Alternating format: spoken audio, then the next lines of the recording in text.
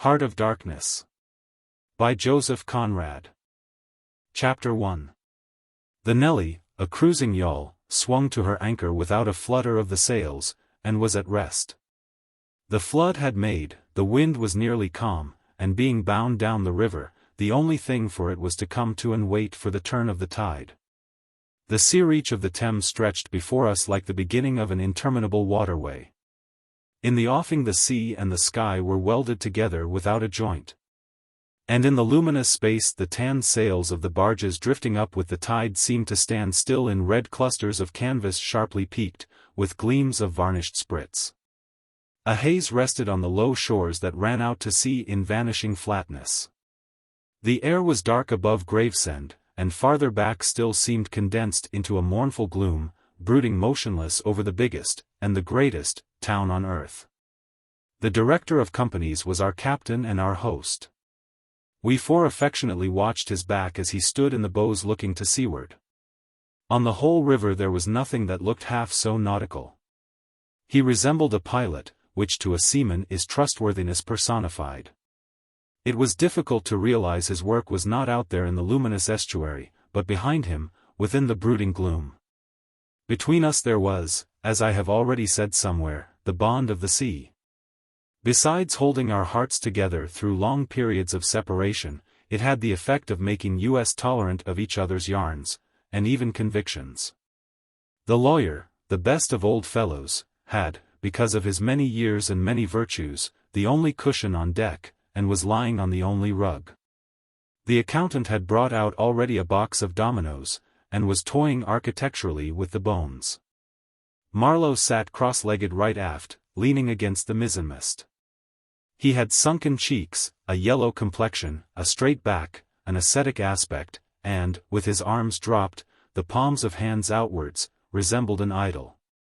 The director, satisfied the anchor had good hold, made his way aft and sat down amongst us. We exchanged a few words lazily. Afterwards there was silence on board the yacht. For some reason or other we did not begin that game of dominoes. We felt meditative, and fit for nothing but placid staring. The day was ending in a serenity of still and exquisite brilliance. The water shone pacifically, the sky, without a speck, was a benign immensity of unstained light. The very mist on the Essex marsh was like a gauzy and radiant fabric, hung from the wooded rises inland, and draping the low shores in diaphanous folds. Only the gloom to the west, brooding over the upper reaches, became more somber every minute, as if angered by the approach of the sun. And at last, in its curved and imperceptible fall, the sun sank low, and from glowing white changed to a dull red without rays and without heat, as if about to go out suddenly. Stricken to death by the touch of that gloom brooding over a crowd of men. Forthwith a change came over the waters, and the serenity became less brilliant but more profound. The old river in its broad reach rested unruffled at the decline of day, after ages of good service done to the race that peopled its banks. Spread out in the tranquil dignity of a waterway leading to the uttermost ends of the earth. We looked at the venerable stream not in the vivid flush of a short day that comes and departs forever, but in the august light of abiding memories. And indeed nothing is easier for a man who has, as the phrase goes, followed the sea, with reverence and affection, than to evoke the great spirit of the past upon the lower reaches of the Thames. The tidal current runs to and fro in its unceasing service, crowded with memories of men and ships it had borne to the rest of home or to the battles of the sea.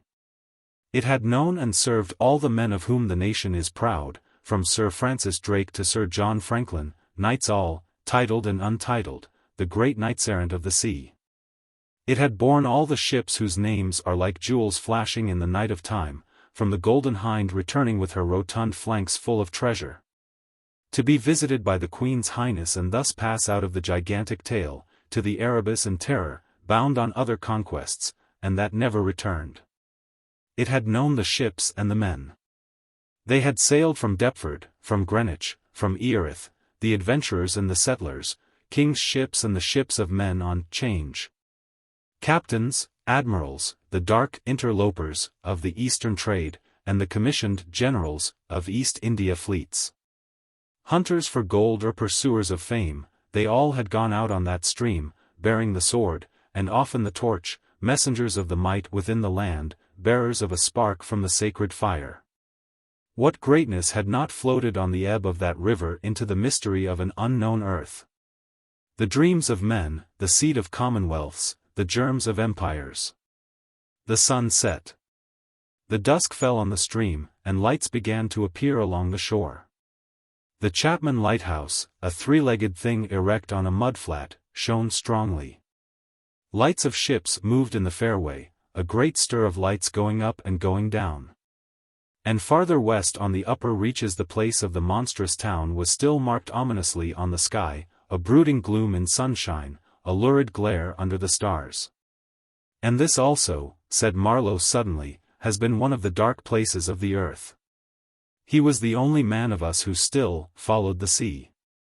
The worst that could be said of him was that he did not represent his class. He was a seaman, but he was a wanderer, too, while most seamen lead, if one may so express it, a sedentary life. Their minds are of the stay-at-home order, and their home is always with them, the ship, and so is their country, the sea. One ship is very much like another, and the sea is always the same. In the immutability of their surroundings the foreign shores, the foreign faces, the changing immensity of life, glide past, veiled not by a sense of mystery but by a slightly disdainful ignorance. For there is nothing mysterious to a seaman unless it be the sea itself, which is the mistress of his existence and as inscrutable as destiny. For the rest, after his hours of work, a casual stroll or a casual spree on shore suffices to unfold for him the secret of a whole continent, and generally he finds the secret not worth knowing.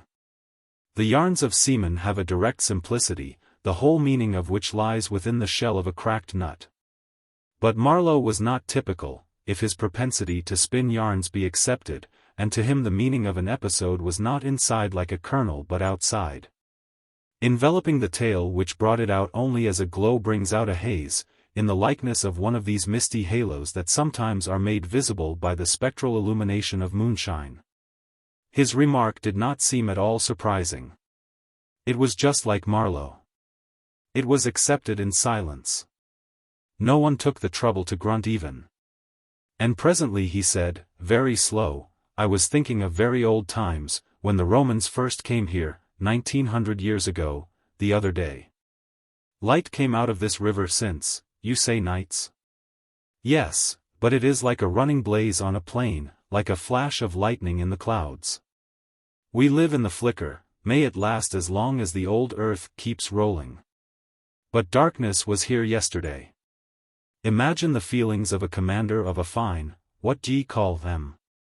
Trireme in the Mediterranean, ordered suddenly to the north, run overland across the Gauls in a hurry. Put in charge of one of these craft the legionaries, a wonderful lot of handy men they must have been, too, used to build, apparently by the hundred, in a month or two.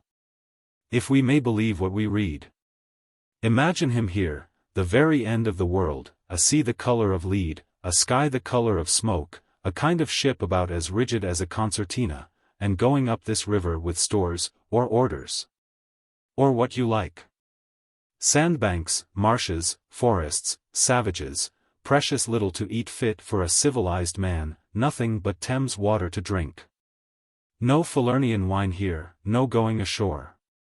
Here and there a military camp lost in a wilderness, like a needle in a bundle of hay, cold, fog, tempests, disease, exile, and death skulking in the air, in the water, in the bush. They must have been dying like flies here. Oh, yes, he did it. Did it very well, too, no doubt, and without thinking much about it either, except afterwards to brag of what he had gone through in his time, perhaps. They were men enough to face the darkness. And perhaps he was cheered by keeping his eye on a chance of promotion to the fleet at Ravenna by and by, if he had good friends in Rome and survived the awful climate. Or think of a decent young citizen in a toga, perhaps too much dice, you know, coming out here in the train of some prefect, or tax-gatherer, or trader even, to mend his fortunes. Land in a swamp, march through the woods, and in some inland post feel the savagery, the utter savagery, had closed round him, all that mysterious life of the wilderness that stirs in the forest. In the jungles, in the hearts of wild men. There's no initiation either into such mysteries. He has to live in the midst of the incomprehensible, which is also detestable. And it has a fascination, too, that goes to work upon him. The fascination of the abomination, you know. Imagine the growing regrets, the longing to escape, the powerless disgust, the surrender, the hate. He paused. Mind, he began again, lifting one arm from the elbow, the palm of the hand outwards, so that, with his legs folded before him, he had the pose of a Buddha preaching in European clothes and without a lotus flower. Mind, none of us would feel exactly like this. What saves us is efficiency, the devotion to efficiency. But these chaps were not much account, really. They were no colonists, their administration was merely a squeeze, and nothing more, I suspect. They were conquerors, and for that you want only brute force, nothing to boast of, when you have it, since your strength is just an accident arising from the weakness of others. They grabbed what they could get for the sake of what was to be got. It was just robbery with violence, aggravated murder on a great scale, and men going at it blind, as is very proper for those who tackle a darkness. The conquest of the earth, which mostly means the taking it away from those who have a different complexion or slightly flatter noses than ourselves, is not a pretty thing when you look into it too much. What redeems it is the idea only. An idea at the back of it, not a sentimental pretense but an idea. And an unselfish belief in the idea, something you can set up, and bow down before, and offer a sacrifice to. He broke off. Flames glided in the river, small green flames, red flames, white flames, pursuing, overtaking, joining, crossing each other, then separating slowly or hastily. The traffic of the great city went on in the deepening night upon the sleepless river. We looked on, waiting patiently. There was nothing else to do till the end of the flood. But it was only after a long silence, when he said, in a hesitating voice, "I suppose you fellows remember I did once turn freshwater sailor for a bit, that we knew we were fated. Before the ebb began to run, to hear about one of Marlow's inconclusive experiences. I don't want to bother you much with what happened to me personally," he began. Showing in this remark the weakness of many tellers of tales who seem so often unaware of what their audience would like best to hear. Yet to understand the effect of it on me you ought to know how I got out there, what I saw, how I went up that river to the place where I first met the poor chap. It was the farthest point of navigation and the culminating point of my experience. It seemed somehow to throw a kind of light on everything about me, and into my thoughts. It was somber enough, too, and pitiful, not extraordinary in any way, not very clear either. No, not very clear. And yet it seemed to throw a kind of light. I had then, as you remember, just returned to London after a lot of Indian Ocean, Pacific, China seas, a regular dose of the East, 6 years or so, and I was loafing about, hindering you fellows in your work and invading your homes, just as though I had got a heavenly mission to civilize you. It was very fine for a time, but after a bit I did get tired of resting. Then I began to look for a ship, I should think the hardest work on earth. But the ships wouldn't even look at me. And I got tired of that game, too. Now when I was a little chap I had a passion for maps. I would look for hours at South America, or Africa, or Australia, and lose myself in all the glories of exploration. At that time there were many blank spaces on the earth, and when I saw one that looked particularly inviting on a map, but they all look that, I would put my finger on it and say, "When I grow up I will go there." The North Pole was one of these places, I remember. Well, I haven't been there yet, and shall not try now. The glamour's off. Other places were scattered about the hemispheres. I have been in some of them, and, well, we won't talk about that. But there was one yet, the biggest, the most blank, so to speak, that I had a hankering after. True, by this time it was not a blank space any more. It had got filled since my boyhood with rivers and lakes and names. It had ceased to be a blank space of delightful mystery, a white patch for a boy to dream gloriously over. It had become a place of darkness. But there was in it one river especially, a mighty big river, that you could see on the map, resembling an immense snake uncoiled, with its head in the sea. Its body at rest curving afar over a vast country, and its tail lost in the depths of the land. And as I looked at the map of it in a shop window, it fascinated me as a snake would a bird, a silly little bird. Then I remembered there was a big concern, a company for trade on that river. Dash it all! I thought to myself, they can't trade without using some kind of craft on that lot of fresh water, steamboats. Why shouldn't I try to get charge of one?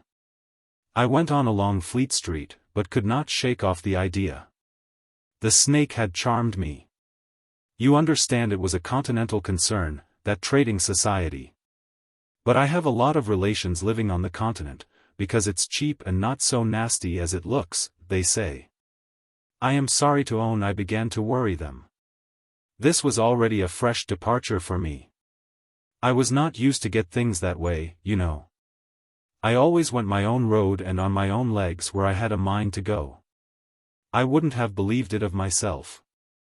But, then, you see, I felt somehow I must get there by hook or by crook.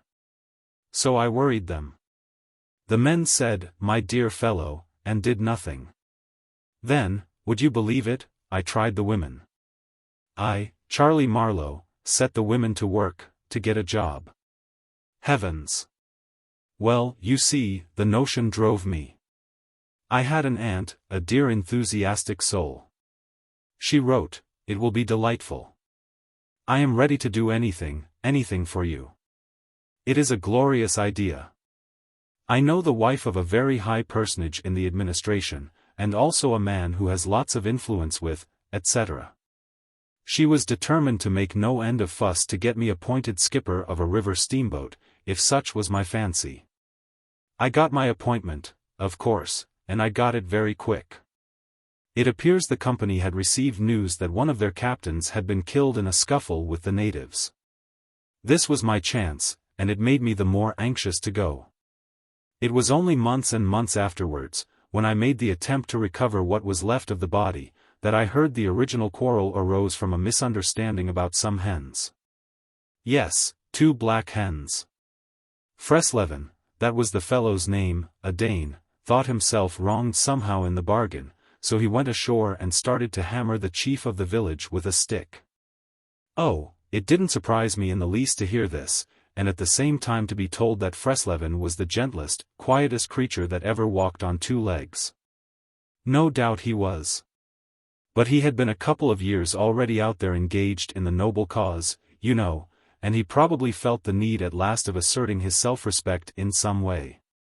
Therefore he whacked the old nigger mercilessly, while a big crowd of his people watched him, thunderstruck, till some man, I was told the chief's son, in desperation at hearing the old chap yell, made a tentative jab with a spear at the white man, and of course it went quite easy between the shoulder blades. Then the whole population cleared into the forest, expecting all kinds of calamities to happen, while, on the other hand, the steamer Freslevin commanded left also in a bad panic. In charge of the engineer, I believe. Afterwards nobody seemed to trouble much about Freslevin's remains, till I got out and stepped into his shoes. I couldn't let it rest, though. But when an opportunity offered at last to meet my predecessor, the grass growing through his ribs was tall enough to hide his bones. They were all there. The supernatural being had not been touched after he fell. And the village was deserted, the huts gaped black, rotting, all askew within the fallen enclosures. A calamity had come to it, sure enough. The people had vanished. Mad terror had scattered them, men, women, and children, through the bush, and they had never returned. What became of the hens I don't know either. I should think the cause of progress got them, anyhow. However, through this glorious affair I got my appointment, before I had fairly begun to hope for it. I flew around like mad to get ready, and before 48 hours I was crossing the channel to show myself to my employers, and sign the contract. In a very few hours I arrived in a city that always makes me think of a whited sepulchre. Prejudice, no doubt. I had no difficulty in finding the company's offices. It was the biggest thing in the town, and everybody I met was full of it. They were going to run an overseas empire, and make no end of coin by trade. A narrow and deserted street in deep shadow, high houses, innumerable windows with Venetian blinds, a dead silence, grass sprouting right and left, immense double doors standing ponderously ajar. I slipped through one of these cracks, went up a swept and ungarnished staircase, as arid as a desert, and opened the first door I came to. Two women, one fat and the other slim, sat on straw-bottom chairs, knitting black wool. The slim one got up and walked straight at me, still knitting with downcast eyes, and only just as I began to think of getting out of her way, as you would for a somnambulist, stood still. And looked up. Her dress was as plain as an umbrella cover, and she turned round without a word and preceded me into a waiting room. I gave my name, and looked about. Deal table in the middle, plain chairs all round the walls, on one end a large shining map, marked with all the colors of a rainbow. There was a vast amount of red, good to see at any time, because one knows that some real work is done in there, a deuce of a lot of blue, a little green, smears of orange, and, on the east coast, a purple patch, to show where the jolly pioneers of progress drink the jolly lager beer. However, I wasn't going into any of these. I was going into the yellow. Dead in the center. And the river was there, fascinating, deadly, like a snake. Oof. A door opened, a white-haired secretarial head, but wearing a compassionate expression, appeared, and a skinny forefinger beckoned me into the sanctuary. Its light was dim, and a heavy writing desk squatted in the middle. From behind that structure came out an impression of pale plumpness in a frock coat. The great man himself. He was 5'6", I should judge, and had his grip on the handle end of ever so many millions. He shook hands, I fancy, murmured vaguely, was satisfied with my French. Bon voyage. In about 45 seconds I found myself again in the waiting room with the compassionate secretary, who, full of desolation and sympathy, made me sign some document. I believe I undertook amongst other things not to disclose any trade secrets. Well, I am not going to. I began to feel slightly uneasy. You know, I am not used to such ceremonies, and there was something ominous in the atmosphere. It was just as though I had been led into some conspiracy, I don't know, something not quite right. And I was glad to get out. In the outer room the two women knitted black wool feverishly. People were arriving, and the younger one was walking back and forth introducing them. The old one sat on her chair. Her flat cloth slippers were propped up on a foot warmer, and a cat reposed on her lap. She wore a starched white affair on her head, had a wart on one cheek, and silver-rimmed spectacles hung on the tip of her nose. She glanced at me above the glasses. The swift and indifferent placidity of that look troubled me. Two youths with foolish and cheery countenances were being piloted over, and she threw at them the same quick glance of unconcerned wisdom. She seemed to know all about them and about me, too. An eerie feeling came over me. She seemed uncanny and fateful. Often far away there I thought of these two, guarding the door of darkness, knitting black wool as for a warm pall, one introducing continuously to the unknown. The other scrutinizing the cheery and foolish faces with unconcerned old eyes. Ave. Old knitter of black wool. Morituri te salutant. Not many of those she looked at ever saw her again, not half, by a long way. There was yet a visit to the doctor. A simple formality, assured me the secretary, with an air of taking an immense part in all my sorrows. Accordingly a young chap wearing his hat over the left eyebrow, some clerk I suppose, there must have been clerks in the business. Though the house was as still as a house in a city of the dead, came from somewhere upstairs, and led me forth. He was shabby and careless, with ink stains on the sleeves of his jacket, and his cravat was large and billowy, under a chin shaped like the toe of an old boot. It was a little too early for the doctor, so I proposed a drink, and thereupon he developed a vein of joviality. As we sat over our vermouths he glorified the company's business, and by I expressed casually my surprise at him not going out there. He became very cool and collected all at once. "I am not such a fool as I look," quoth Plato to his disciples, he said sententiously, emptied his glass with great resolution, and we rose. The old doctor felt my pulse, evidently thinking of something else the while. Good for there," he mumbled, and then with a certain eagerness asked me whether I would let him measure my head. Rather surprised, I said yes, when he produced a thing like calipers and got the dimensions back and front in every way, taking notes carefully. He was an unshaven little man in a threadbare coat like a gabardine, with his feet in slippers, and I thought him a harmless fool. "I always ask leave, in the interests of science, to measure the crania of those going out there," he said. "And when they come back, too?" I asked. "Oh, I never see them," he remarked. "And, moreover, the changes take place inside, you know." He smiled, as if at some quiet joke. "So you are going out there? Famous. Interesting, too." He gave me a searching glance, and made another note. "Ever any madness in your family?" he asked, in a matter-of-fact tone. I felt very annoyed. "Is that question in the interests of science, too?" "It would be," he said, without taking notice of my irritation, "interesting for science to watch the mental changes of individuals, on the spot, but, are you an alienist?" I interrupted. "Every doctor should be, a little," answered that original, imperturbably. "I have a little theory which you messrs who go out there must help me to prove. This is my share in the advantages my country shall reap from the possession of such a magnificent dependency. The mere wealth I leave to others. Pardon my questions, but you are the first Englishman coming under my observation." I hastened to assure him I was not in the least typical. "If I were," said I wouldn't be talking like this with you." "What you say is rather profound, and probably erroneous," he said, with a laugh. "Avoid irritation more than exposure to the sun. Adieu. How do you English say, eh? Goodbye." "Ah. Goodbye. Adieu. In the tropics one must before everything keep calm." He lifted a warning forefinger. Do calm. One thing more remained to do, say goodbye to my excellent aunt." I found her triumphant.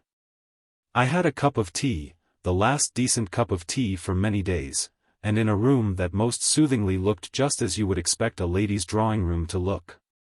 We had a long quiet chat by the fireside. In the course of these confidences it became quite plain to me I had been represented to the wife of the high dignitary, and goodness knows to how many more people besides. As an exceptional and gifted creature, a piece of good fortune for the company, a man you don't get hold of every day. Good heavens! And I was going to take charge of a twopenny halfpenny river steamboat with a penny whistle attached. It appeared, however, I was also one of the workers, with a capital, you know. Something like an emissary of light, something like a lower sort of apostle. There had been a lot of such rot let loose in print and talk just about that time, and the excellent woman, living right in the rush of all that humbug, got carried off her feet. She talked about weaning those ignorant millions from their horrid ways, till, upon my word, she made me quite uncomfortable. I ventured to hint that the company was run for profit. "You forget, dear Charlie, that the laborer is worthy of his hire," she said, brightly. "It's queer how out of touch with truth women are. They live in a world of their own, and there has never been anything like it, and never can be. It is too beautiful altogether, and if they were to set it up it would go to pieces before the first sunset. Some confounded fact we men have been living contentedly with ever since the day of creation would start up and knock the whole thing over." After this I got embraced, told to wear flannel, be sure to write often, and so on, and I left. In the street, I don't know why, a queer feeling came to me that I was an imposter. Odd thing that I, who used to clear out for any part of the world at 24 hours' notice, with less thought than most men give to the crossing of a street, had a moment, I won't say of hesitation, but of startled pause, before this commonplace affair. The best way I can explain it to you is by saying that, for a second or two, I felt as though, instead of going to the center of a continent, I were about to set off for the center of the earth. I left in a French steamer, and she called in every blamed port they have out there, for, as far as I could see, the sole purpose of landing soldiers and custom-house officers. I watched the coast. Watching a coast as it slips by the ship is like thinking about an enigma. There it is before you, smiling, frowning, inviting, grand, mean, insipid, or savage, and always mute with an air of whispering, "Come and find out." This one was almost featureless, as if still in the making, with an aspect of monotonous grimness. The edge of a colossal jungle, so dark green as to be almost black, fringed with white surf, ran straight, like a ruled line, far away along a blue sea whose glitter was blurred by a creeping mist. The sun was fierce, the land seemed to glisten and drip with steam. Here and there grayish-whitish specks showed up clustered inside the white surf, with a flag flying above them perhaps. Settlements some centuries old, and still no bigger than pinheads on the untouched expanse of their background. We pounded along, stopped, landed soldiers. Went on, landed custom-house clerks to levy toll in what looked like a godforsaken wilderness, with a tin shed and a flagpole lost in it. Landed more soldiers, to take care of the custom-house clerks, presumably. Some, I heard, got drowned in the surf, but whether they did or not, nobody seemed particularly to care. They were just flung out there, and on we went. Every day the coast looked the same, as though we had not moved. But we passed various places, trading places, with names like Grand Bassam, Little Popo, names that seemed to belong to some sordid farce acted in front of a sinister backcloth. The idleness of a passenger, my isolation amongst all these men with whom I had no point of contact, the oily and languid sea, the uniform somberness of the coast, seemed to keep me away from the truth of things, within the toil of a mournful and senseless delusion. The voice of the surf heard now and then was a positive pleasure, like the speech of a brother. It was something natural, that had its reason, that had a meaning. Now and then a boat from the shore gave one a momentary contact with reality. It was paddled by black fellows. You could see from afar the white of their eyeballs glistening. They shouted, sang. Their bodies streamed with perspiration, they had faces like grotesque masks, these chaps. But they had bone, muscle, a wild vitality, an intense energy of movement, that was as natural and true as the surf along their coast. They wanted no excuse for being there. They were a great comfort to look at. For a time I would feel I belonged still to a world of straightforward facts, but the feeling would not last long. Something would turn up to scare it away. Once, I remember, we came upon a man-of-war anchored off the coast. There wasn't even a shed there, and she was shelling the bush. It appears the French had one of their wars going on thereabouts. Her ensign dropped limp like a rag, the muzzles of the long 6-inch guns stuck out all over the low hull, the greasy, slimy swell swung her up lazily and let her down, swaying her thin masts. In the empty immensity of earth, sky, and water, there she was, incomprehensible, firing into a continent. Pop, would go one of the 6-inch guns. A small flame would dart and vanish, a little white smoke would disappear, a tiny projectile would give a feeble screech, and nothing happened. Nothing could happen. There was a touch of insanity in the proceeding, a sense of lugubrious drollery in the sight. And it was not dissipated by somebody on board assuring me earnestly there was a camp of natives, he called them enemies, hidden out of sight somewhere. We gave her her letters, I heard the men in that lonely ship were dying of fever at the rate of 3 a day, and went on.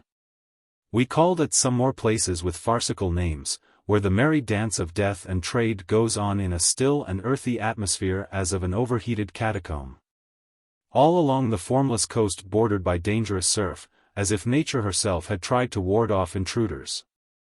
In and out of rivers, streams of death in life, whose banks were rotting into mud, whose waters, thickened into slime, invaded the contorted mangroves. That seemed to writhe at us in the extremity of an impotent despair. Nowhere did we stop long enough to get a particularized impression, but the general sense of vague and oppressive wonder grew upon me. It was like a weary pilgrimage amongst hints for nightmares. It was upward of 30 days before I saw the mouth of the big river. We anchored off the seat of the government. But my work would not begin till some 200 miles farther on. So as soon as I could I made a start for a place 30 miles higher up. I had my passage on a little seagoing steamer. Her captain was a Swede, and knowing me for a seaman, invited me on the bridge. He was a young man, lean, fair, and morose, with lanky hair and a shuffling gait. As we left the miserable little wharf, he tossed his head contemptuously at the shore. "Been living there?" he asked. I said, "Yes." "Fine lot these government chaps, are they not?" He went on, speaking English with great precision and considerable bitterness. "It is funny what some people will do for a few francs a month. I wonder what becomes of that kind when it goes up country." I said to him I expected to see that soon. "So, he exclaimed. He shuffled athwart, keeping one eye ahead vigilantly. "Don't be too sure," he continued. "The other day I took up a man who hanged himself on the road. He was a Swede, too. Hanged himself. Why, in God's name?" I cried. He kept on looking out watchfully. Who knows? The sun too much for him, or the country perhaps. At last we opened a reach. A rocky cliff appeared, mounds of turned-up earth by the shore, houses on a hill, others with iron roofs, amongst a waste of excavations, or hanging to the declivity. A continuous noise of the rapids above hovered over this scene of inhabited devastation. A lot of people, mostly black and naked, moved about like ants. A jetty projected into the river. A blinding sunlight drowned all this at times in a sudden recrudescence of glare. "There's your company station," said the Swede, pointing to 3 wooden barrack-like structures on the rocky slope. "I will send your things up." "For boxes did you say?" "So. Farewell." I came upon a boiler wallowing in the grass, then found a path leading up the hill. It turned aside for the boulders, and also for an undersized railway truck lying there on its back with its wheels in the air. One was off. The thing looked as dead as the carcass of some animal. I came upon more pieces of decaying machinery, a stack of rusty rails. To the left a clump of trees made a shady spot, where dark things seemed to stir feebly. I blinked, the path was steep. A horn tooted to the right, and I saw the black people run. A heavy and dull detonation shook the ground, a puff of smoke came out of the cliff, and that was all. No change appeared on the face of the rock. They were building a railway. The cliff was not in the way or anything, but this objectless blasting was all the work going on. A slight clinking behind me made me turn my head. 6 black men advanced in a file, toiling up the path. They walked erect and slow, balancing small baskets full of earth on their heads, and the clink kept time with their footsteps. Black rags were wound round their loins, and the short ends behind waggled to and fro like tails. I could see every rib, the joints of their limbs were like knots in a rope. Each had an iron collar on his neck, and all were connected together with a chain whose bites swung between them, rhythmically clinking. Another report from the cliff made me think suddenly of that ship of war I had seen firing into a continent. It was the same kind of ominous voice. But these men could by no stretch of imagination be called enemies. They were called criminals, and the outraged law, like the bursting shells, had come to them, an insoluble mystery from the sea. All their meager breasts panted together, the violently dilated nostrils quivered, the eyes stared stonily uphill. They passed me within 6 inches, without a glance, with that complete, death-like indifference of unhappy savages. Behind this raw matter one of the reclaimed, the product of the new forces at work, strolled despondently, carrying a rifle by its middle. He had a uniform jacket with one button off, and seeing a white man on the path, hoisted his weapon to his shoulder with alacrity. This was simple prudence, white men being so much alike at a distance that he could not tell who I might be. He was speedily reassured, and with a large, white, rascally grin, and a glance at his charge, seemed to take me into partnership in his exalted trust. After all, I also was a part of the great cause of these high and just proceedings. Instead of going up, I turned and descended to the left. My idea was to let that chain gang get out of sight before I climbed the hill. You know I am not particularly tender, I've had to strike and to fend off. I've had to resist and to attack sometimes, that's only one way of resisting, without counting the exact cost, according to the demands of such sort of life as I had blundered into. I've seen the devil of violence, and the devil of greed, and the devil of hot desire, but, by all the stars, these were strong, lusty, red-eyed devils, that swayed and drove men, I tell you. But as I stood on this hillside, I foresaw that in the blinding sunshine of that land I would become acquainted with a flabby, pretending, weak-eyed devil of a rapacious and pitiless folly. How insidious he could be, too, I was only to find out several months later and 1,000 miles farther. For a moment I stood appalled, as though by a warning. Finally I descended the hill, obliquely, towards the trees I had seen. I avoided a vast artificial hole somebody had been digging on the slope, the purpose of which I found it impossible to divine. It wasn't a quarry or a sandpit, anyhow. It was just a hole. It might have been connected with the philanthropic desire of giving the criminals something to do. I don't know. Then I nearly fell into a very narrow ravine, almost no more than a scar in the hillside. I discovered that a lot of imported drainage pipes for the settlement had been tumbled in there. There wasn't one that was not broken. It was a wanton smash-up. At last I got under the trees. My purpose was to stroll into the shade for a moment. But no sooner within than it seemed to me I had stepped into the gloomy circle of some inferno. The rapids were near, and an uninterrupted, uniform, headlong, rushing noise filled the mournful stillness of the grove, where not a breath stirred, not a leaf moved. With a mysterious sound, as though the tearing pace of the launched earth had suddenly become audible.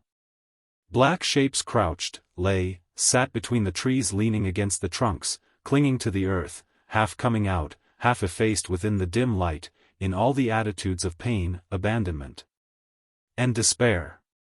Another mine on the cliff went off, followed by a slight shudder of the soil under my feet. The work was going on. The work. And this was the place where some of the helpers had withdrawn to die. They were dying slowly, it was very clear. They were not enemies, they were not criminals, they were nothing earthly now, nothing but black shadows of disease and starvation, lying confusedly in the greenish gloom. Brought from all the recesses of the coast in all the legality of time contracts, lost in uncongenial surroundings, fed on unfamiliar food, they sickened, became inefficient, and were then allowed to crawl away and rest. These moribund shapes were free as air, and nearly as thin. I began to distinguish the gleam of the eyes under the trees. Then, glancing down, I saw a face near my hand. The black bones reclined at full length with one shoulder against the tree, and slowly the eyelids rose and the sunken eyes looked up at me, enormous and vacant, a kind of blind white flicker in the depths of the orbs, which died out slowly. The man seemed young, almost a boy, but you know with them it's hard to tell. I found nothing else to do but to offer him one of my good Swede ship's biscuits I had in my pocket. The fingers closed slowly on it and held, there was no other movement and no other glance. He had tied a bit of white worsted round his neck. Why? Where did he get it? Was it a badge, an ornament, a charm, a propitiatory act? Was there any idea at all connected with it? It looked startling round his black neck, this bit of white thread from beyond the seas. Near the same tree 2 more bundles of acute angles sat with their legs drawn up.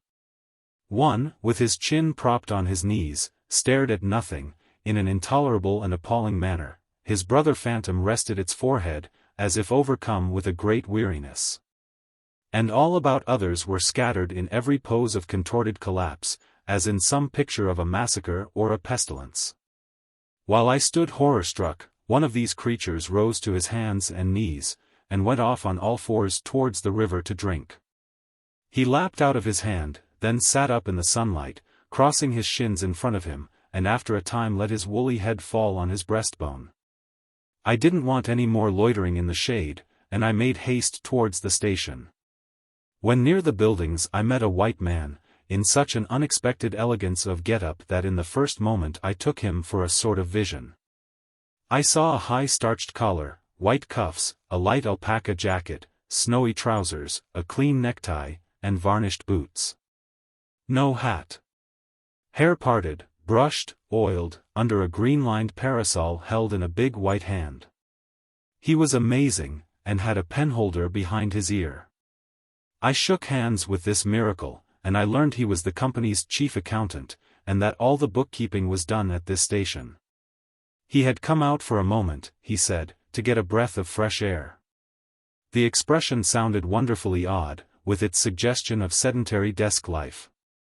I wouldn't have mentioned the fellow to you at all, only it was from his lips that I first heard the name of the man who is so indissolubly connected with the memories of that time. Moreover, I respected the fellow. Yes, I respected his collars, his vast cuffs, his brushed hair. His appearance was certainly that of a hairdresser's dummy. But in the great demoralization of the land he kept up his appearance. That's backbone. His starched collars and got-up shirt fronts were achievements of character. He had been out nearly 3 years. And, later, I could not help asking him how he managed to sport such linen.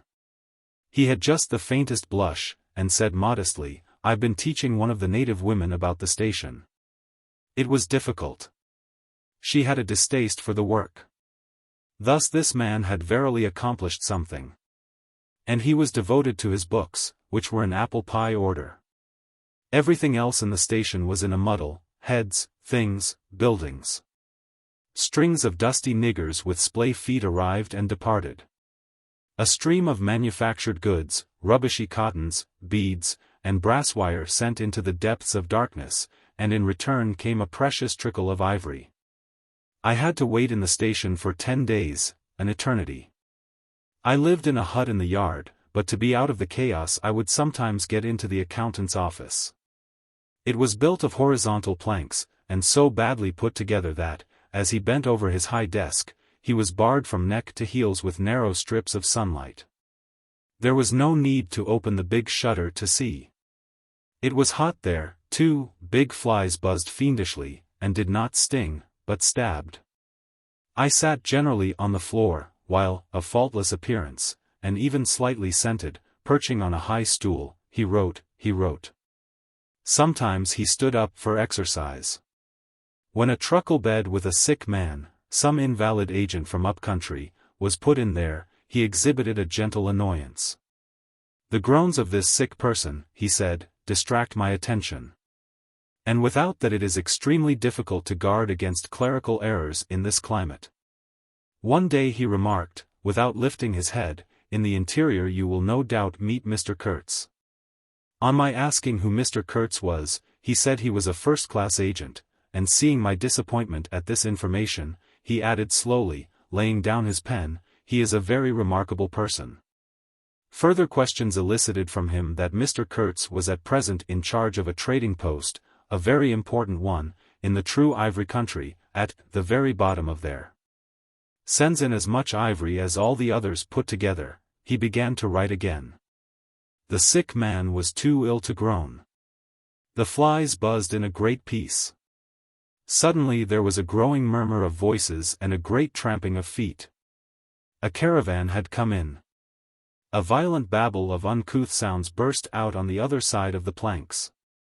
All the carriers were speaking together, and in the midst of the uproar the lamentable voice of the chief agent was heard, giving it up, tearfully for the 20th time that day. He rose slowly. "What a frightful row," he said. He crossed the room gently to look at the sick man, and returning, said to me, "He does not hear." "What? Dead?" I asked, startled. "No, not yet," he answered, with great composure. Then, alluding with a toss of the head to the tumult in the station yard, "When one has got to make correct entries, one comes to hate those savages, hate them to the death." He remained thoughtful for a moment. "When you see Mr. Kurtz," he went on, "tell him from me that everything here," he glanced at the deck, "is very satisfactory. I don't like to write to him, with those messengers of ours you never know who may get hold of your letter, at that central station." He stared at me for a moment with his mild, bulging eyes. "Oh, he will go far, very far," he began again. "He will be a somebody in the administration before long. They, above, the council in Europe, you know, mean him to be." He turned to his work. The noise outside had ceased, and presently in going out I stopped at the door. In the steady buzz of flies the homeward-bound agent was lying finished and insensible. The other, bent over his books, was making correct entries of perfectly correct transactions, and 50 feet below the doorstep I could see the still treetops of the Grove of Death. Next day I left that station at last, with a caravan of 60 men, for a 200-mile tramp. No use telling you much about that. Paths, paths, everywhere. A stamped-in network of paths spreading over the empty land, through the long grass, through burnt grass, through thickets, down and up chilly ravines, up and down stony hills ablaze with heat. And a solitude, nobody, not a hut. The population had cleared out a long time ago. Well, if a lot of mysterious niggers armed with all kinds of fearful weapons suddenly took to traveling on the road between Deal and Gravesend, catching the yokels right and left to carry heavy loads for them, I fancy every farm and cottage thereabouts would get empty very soon. Only here the dwellings were gone, too. Still I passed through several abandoned villages. There's something pathetically childish in the ruins of grass walls. Day after day, with the stamp and shuffle of 60 pair of bare feet behind me, each pair under a 60 pounds load. Camp, cook, sleep, strike camp, march. Now and then a carrier dead in harness, at rest in the long grass near the path, with an empty water gourd and his long staff lying by his side. A great silence around and above. Perhaps on some quiet night the tremor of far-off drums, sinking, swelling, a tremor vast, faint. A sound weird, appealing, suggestive, and wild, and perhaps with as profound a meaning as the sound of bells in a Christian country.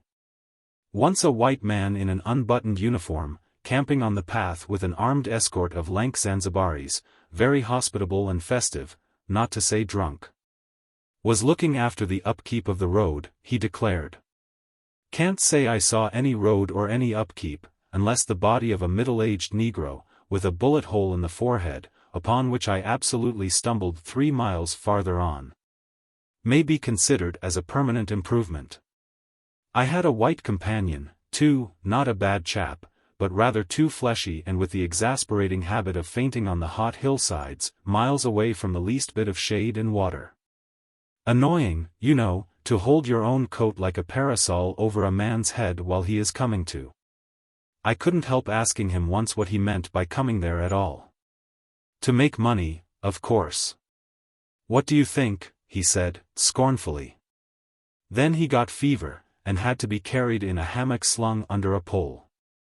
As he weighed 16 stone I had no end of rows with the carriers. They jibbed, ran away, sneaked off with their loads in the night, quite a mutiny. So, one evening, I made a speech in English with gestures, not one of which was lost to the 60 pairs of eyes before me, and the next morning I started the hammock off in front all right. An hour afterwards I came upon the whole concern wrecked in a bush, man, hammock, groans, blankets, horrors. The heavy pole had skinned his poor nose. He was very anxious for me to kill somebody, but there wasn't the shadow of a carrier near. I remembered the old doctor. It would be interesting for science to watch the mental changes of individuals, on the spot. I felt I was becoming scientifically interesting. However, all that is to no purpose. On the 15th day I came in sight of the big river again, and hobbled into the central station. It was on a backwater surrounded by scrub and forest, with a pretty border of smelly mud on one side, and on the three others enclosed by a crazy fence of rushes. A neglected gap was all the gate it had, and the first glance at the place was enough to let you see the flabby devil was running that show. White men with long staves in their hands appeared languidly from amongst the buildings, strolling up to take a look at me, and then retired out of sight somewhere. One of them, a stout, excitable chap with black mustaches, informed me with great volubility in many digressions, as soon as I told him who I was, that my steamer was at the bottom of the river. I was thunderstruck. What, how, why? Oh, it was all right. The manager himself was there. All quite correct. Everybody had behaved splendidly. Splendidly. You must, he said in agitation, go and see the general manager at once. He is waiting. I did not see the real significance of that wreck at once. I fancy I see it now, but I am not sure, not at all. Certainly the affair was too stupid, when I think of it, to be altogether natural. Still. But at the moment it presented itself simply as a confounded nuisance. The steamer was sunk. They had started 2 days before in a sudden hurry up the river with the manager on board, in charge of some volunteer skipper. And before they had been out 3 hours they tore the bottom out of her on stones, and she sank near the south bank. I asked myself what I was to do there, now my boat was lost. As a matter of fact, I had plenty to do in fishing my command out of the river. I had to set about it the very next day. That, and the repairs when I brought the pieces to the station, took some months. My first interview with the manager was curious. He did not ask me to sit down after my 20-mile walk that morning. He was commonplace in complexion, in features, in manners, and in voice. He was of middle size and of ordinary build. His eyes, of the usual blue, were perhaps remarkably cold, and he certainly could make his glance fall on one as trenchant and heavy as an axe. But even at these times the rest of his person seemed to disclaim the intention. Otherwise there was only an indefinable, faint expression of his lips, something stealthy, a smile, not a smile, I remember it, but I can't explain. It was unconscious, this smile was, though just after he had said something it got intensified for an instant. It came at the end of his speeches like a seal applied on the words to make the meaning of the commonest phrase appear absolutely inscrutable. He was a common trader, from his youth up employed in these parts, nothing more. He was obeyed, yet he inspired neither love nor fear, nor even respect. He inspired uneasiness. That was it. Uneasiness. Not a definite mistrust, just uneasiness, nothing more. You have no idea how effective such a faculty can be. He had no genius for organizing, for initiative, or for order even. That was evident in such things as the deplorable state of the station. He had no learning, and no intelligence. His position had come to him, why? Perhaps because he was never ill. He had served 3 terms of 3 years out there. Because triumphant health in the general rout of constitutions is a kind of power in itself. When he went home on leave he rioted on a large scale, pompously. Jack ashore, with a difference, in externals only. This one could gather from his casual talk. He originated nothing, he could keep the routine going, that's all. But he was great. He was great by this little thing that it was impossible to tell what could control such a man. He never gave that secret away. Perhaps there was nothing within him. Such a suspicion made one pause, for out there were no external checks. Once when various tropical diseases had laid low almost every agent in the station, he was heard to say, "Men who come out here should have no entrails." He sealed the utterance with that smile of his, as though it had been a door opening into a darkness he had in his keeping. You fancied you had seen things, but the seal was on. When annoyed at mealtimes by the constant quarrels of the white men about precedence, he ordered an immense round table to be made, for which a special house had to be built. This was the station's mess room. Where he sat was the first place, the rest were nowhere. One felt this to be his unalterable conviction. He was neither civil nor uncivil. He was quiet. He allowed his boy, an overfed young Negro from the coast, to treat the white men, under his very eyes, with provoking insolence. He began to speak as soon as he saw me. I had been very long on the road. He could not wait. Had to start without me. The upriver stations had to be relieved. There had been so many delays already that he did not know who was dead and who was alive, and how they got on, and so on, and so on. He paid no attention to my explanations, and, playing with a stick of sealing wax, repeated several times that the situation was very grave, very grave. There were rumors that a very important station was in jeopardy, and its chief, Mr. Kurtz, was ill. Hoped it was not true. Mr. Kurtz was. I felt weary and irritable. Hang Kurtz, I thought. I interrupted him by saying I had heard of Mr. Kurtz on the coast. Ah. So they talk of him down there, he murmured to himself. Then he began again, assuring me Mr. Kurtz was the best agent he had, an exceptional man, of the greatest importance to the company, therefore I could understand his anxiety. He was, he said, very, very uneasy. Certainly he fidgeted on his chair a good deal, exclaimed, "Ah, Mr. Kurtz," broke the stick of sealing wax and seemed dumbfounded by the accident. Next thing he wanted to know how long it would take to. I interrupted him again. Being hungry, you know, and kept on my feet too. I was getting savage. How can I tell? I said. I haven't even seen the wreck yet, some months, no doubt. All this talk seemed to me so futile. Some months, he said. Well, let us say 3 months before we can make a start. Yes. That ought to do the affair. I flung out of his hut. He lived all alone in a clay hut with a sort of veranda, muttering to myself my opinion of him. He was a chattering idiot. Afterwards I took it back when it was borne in upon me startlingly with what extreme nicety he had estimated the time requisite for the affair. I went to work the next day, turning, so to speak, my back on that station. In that way only it seemed to me I could keep my hold on the redeeming facts of life. Still, one must look about sometimes, and then I saw this station, these men strolling aimlessly about in the sunshine of the yard. I asked myself sometimes what it all meant. They wandered here and there with their absurd long staves in their hands, like a lot of faithless pilgrims bewitched inside a rotten fence. The word ivory rang in the air, was whispered, was sighed. You would think they were praying to it.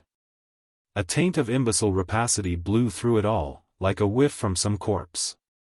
By Jove! I've never seen anything so unreal in my life. And outside, the silent wilderness surrounding this cleared speck on the earth struck me as something great and invincible, like evil or truth. Waiting patiently for the passing away of this fantastic invasion. Oh, these months! Well, never mind. Various things happened. One evening a grass shed full of calico, cotton prints, beads, and I don't know what else, burst into a blaze so suddenly that you would have thought the earth had opened to let an avenging fire consume all that trash. I was smoking my pipe quietly by my dismantled steamer, and saw them all cutting capers in the light, with their arms lifted high, when the stout man with mustaches came tearing down to the river. A tin pail in his hand assured me that everybody was behaving splendidly, dipped about a quart of water and tore back again. I noticed there was a hole in the bottom of his pail. I strolled up. There was no hurry. You see, the thing had gone off like a box of matches. It had been hopeless from the very first. The flame had leaped high, driven everybody back, lighted up everything, and collapsed. The shed was already a heap of embers glowing fiercely. A nigger was being beaten nearby. They said he had caused the fire in some way, be that as it may, he was screeching most horribly. I saw him, later, for several days, sitting in a bit of shade looking very sick and trying to recover himself. Afterwards he arose and went out, and the wilderness without a sound took him into its bosom again. As I approached the glow from the dark I found myself at the back of two men, talking. I heard the name of Kurtz pronounced, then the words, "Take advantage of this unfortunate accident." One of the men was the manager. I wished him a good evening. "Did you ever see anything like it, eh? It is incredible," he said, and walked off. The other man remained. He was a first-class agent, young, gentlemanly, a bit reserved, with a forked little beard and a hooked nose. He was standoffish with the other agents, and they on their side said he was the manager's spy upon them. As to me, I had hardly ever spoken to him before. We got into talk, and by we strolled away from the hissing ruins.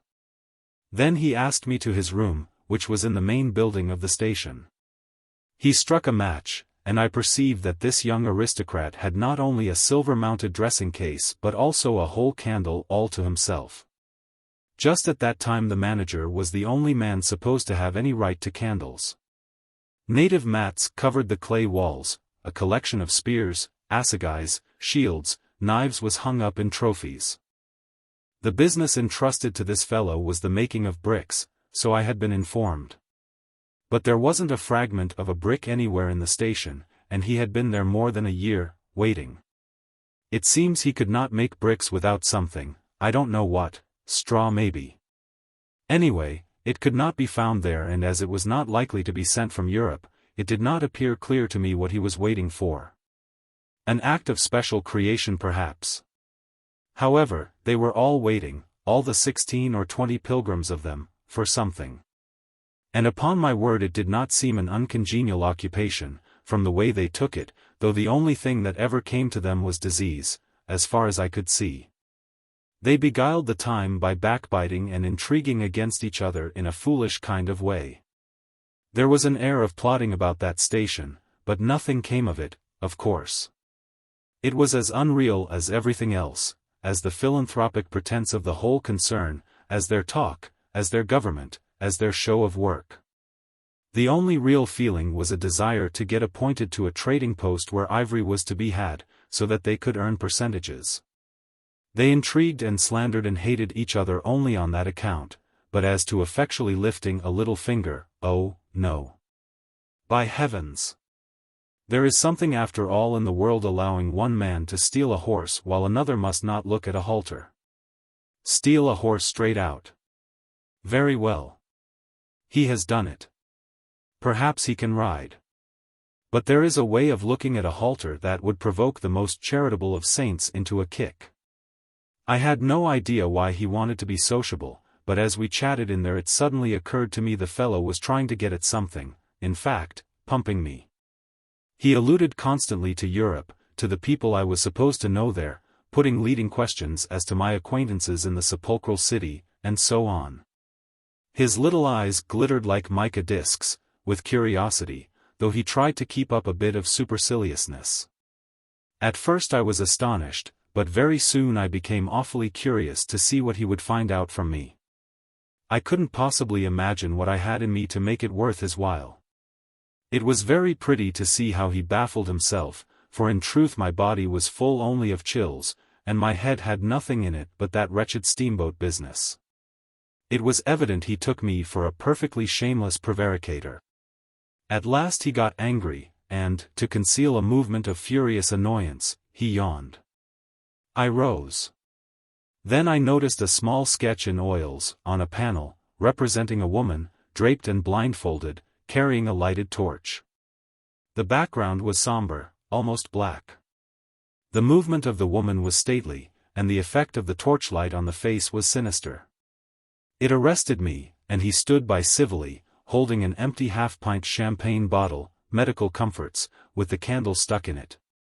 To my question he said Mr. Kurtz had painted this, in this very station more than a year ago, while waiting for means to go to his trading post. "Tell me, pray," said I, "who is this Mr. Kurtz?"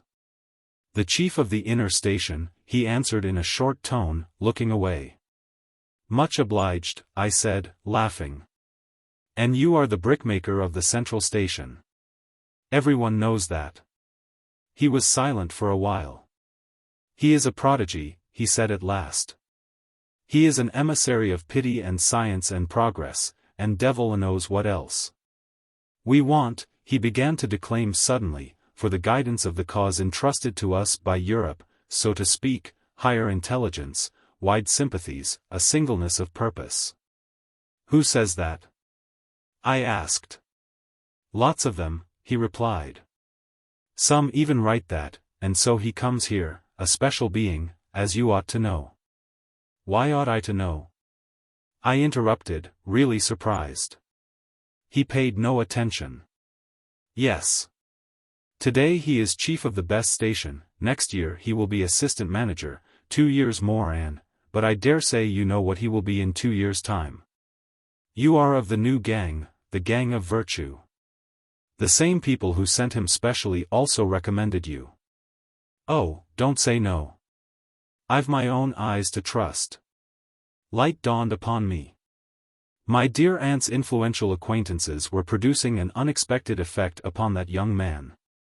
I nearly burst into a laugh. "Do you read the company's confidential correspondence?" I asked. He hadn't a word to say. It was great fun. "When Mr. Kurtz," I continued, severely, "is general manager, you won't have the opportunity." He blew the candle out suddenly, and we went outside. The moon had risen. Black figures strolled about listlessly, pouring water on the glow, whence proceeded a sound of hissing. Steam ascended in the moonlight, the beaten nigger groaned somewhere. "What a row the brute makes," said the indefatigable man with the mustaches, appearing near us. "Serve him right. Transgression, punishment, bang. Pitiless, pitiless. That's the only way. This will prevent all conflagrations for the future." I was just telling the manager. He noticed my companion, and became crestfallen all at once. "Not in bed yet," he said, with a kind of servile heartiness, "it's so natural. Ha! Danger, agitation." He vanished. I went on to the riverside, and the other followed me. I heard a scathing murmur at my ear, "Heap of muffs, go to." The pilgrims could be seen in knots gesticulating, discussing. Several had still their staves in their hands. I verily believe they took these sticks to bed with them. Beyond the fence the forest stood up spectrally in the moonlight, and through that dim stir, through the faint sounds of that lamentable courtyard, the silence of the land went home to one's very heart, its mystery, its greatness, the amazing reality of its concealed life. The hurt nigger moaned feebly somewhere nearby, and then fetched a deep sigh that made me mend my pace away from there. I felt a hand introducing itself under my arm. "My dear sir," said the fellow, "I don't want to be misunderstood, and especially by you, who will see Mr. Kurtz long before I can have that pleasure. I wouldn't like him to get a false idea of my disposition." I let him run on, this papier-mâché Mephistopheles, and it seemed to me that if I tried I could poke my forefinger through him, and would find nothing inside but a little loose dirt, maybe. He, don't you see, had been planning to be assistant manager by and by under the present man, and I could see that the coming of that Kurtz had upset them both not a little. He talked precipitately, and I did not try to stop him. I had my shoulders against the wreck of my steamer, hauled up on the slope like a carcass of some big river animal. The smell of mud, of primeval mud, by Jove, was in my nostrils, the high stillness of primeval forest was before my eyes, there were shiny patches on the black creek. The moon had spread over everything a thin layer of silver, over the rank grass, over the mud, upon the wall of matted vegetation standing higher than the wall of a temple. Over the great river I could see through a somber gap glittering, as it flowed broadly by without a murmur. All this was great, expectant, mute, while the man jabbered about himself. I wondered whether the stillness on the face of the immensity looking at us two were meant as an appeal or as a menace. What were we who had strayed in here? Could we handle that dumb thing, or would it handle us? I felt how big, how confoundedly big, was that thing that couldn't talk, and perhaps was deaf as well. What was in there? I could see a little ivory coming out from there, and I had heard Mr. Kurtz was in there. I had heard enough about it, too, God knows. Yet somehow it didn't bring any image with it, no more than if I had been told an angel or a fiend was in there. I believed it in the same way one of you might believe there are inhabitants in the planet Mars. I knew once a Scotch sailmaker who was certain, dead sure, there were people in Mars. If you asked him for some idea how they looked and behaved, he would get shy and mutter something about walking on all fours. If you as much as smiled, he would, though a man of 60, offer to fight you. I would not have gone so far as to fight for Kurtz, but I went for him near enough to a lie. You know I hate, detest, and can't bear a lie, not because I am straighter than the rest of us, but simply because it appalls me. There is a taint of death, a flavor of mortality in lies, which is exactly what I hate and detest in the world, what I want to forget. It makes me miserable and sick, like biting something rotten would do. Temperament, I suppose. Well, I went near enough to it by letting the young fool there believe anything he liked to imagine as to my influence in Europe. I became in an instant as much of a pretense as the rest of the bewitched pilgrims. This simply because I had a notion it somehow would be of help to that Kurtz whom at the time I did not see, you understand. He was just a word for me. I did not see the man in the name any more than you do. Do you see him? Do you see the story? Do you see anything? It seems to me I am trying to tell you a dream, making a vain attempt, because no relation of a dream can convey the dream sensation, that commingling of absurdity, surprise, and bewilderment in a tremor of struggling revolt, that notion of being captured by the incredible which is of the very essence of dreams. He was silent for a while. No, it is impossible.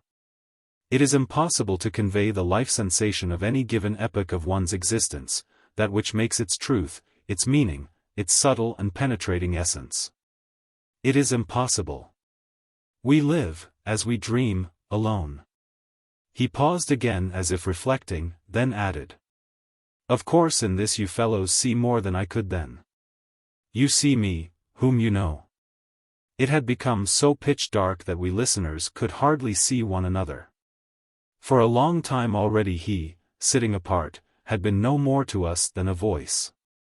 There was not a word from anybody. The others might have been asleep, but I was awake. I listened on the watch for the sentence, for the word. That would give me the clue to the faint uneasiness inspired by this narrative that seemed to shape itself without human lips in the heavy night air of the river.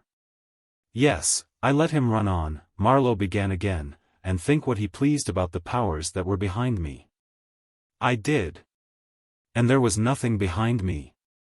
There was nothing but that wretched, old, mangled steamboat I was leaning against, while he talked fluently about the necessity for every man to get on.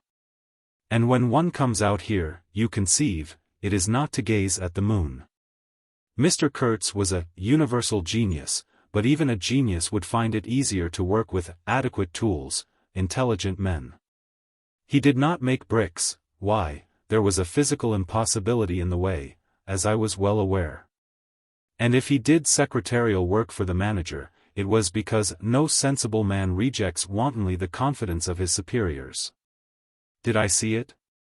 I saw it. What more did I want? What I really wanted was rivets, by heaven. Rivets. To get on with the work, to stop the hole. Rivets I wanted. There were cases of them down at the coast, cases, piled up, burst, split. You kicked a loose rivet at every second step in that station yard on the hillside. Rivets had rolled into the grove of death. You could fill your pockets with rivets for the trouble of stooping down, and there wasn't one rivet to be found where it was wanted. We had plates that would do, but nothing to fasten them with. And every week the messenger, a long Negro, letter bag on shoulder and staff in hand, left our station for the coast. And several times a week a coast caravan came in with trade goods, ghastly glazed calico that made you shudder only to look at it, glass beads value about a penny a quart. Confounded spotted cotton handkerchiefs. And no rivets. 3 carriers could have brought all that was wanted to set that steamboat afloat. He was becoming confidential now, but I fancy my unresponsive attitude must have exasperated him at last, for he judged it necessary to inform me he feared neither God nor devil, let alone any mere man.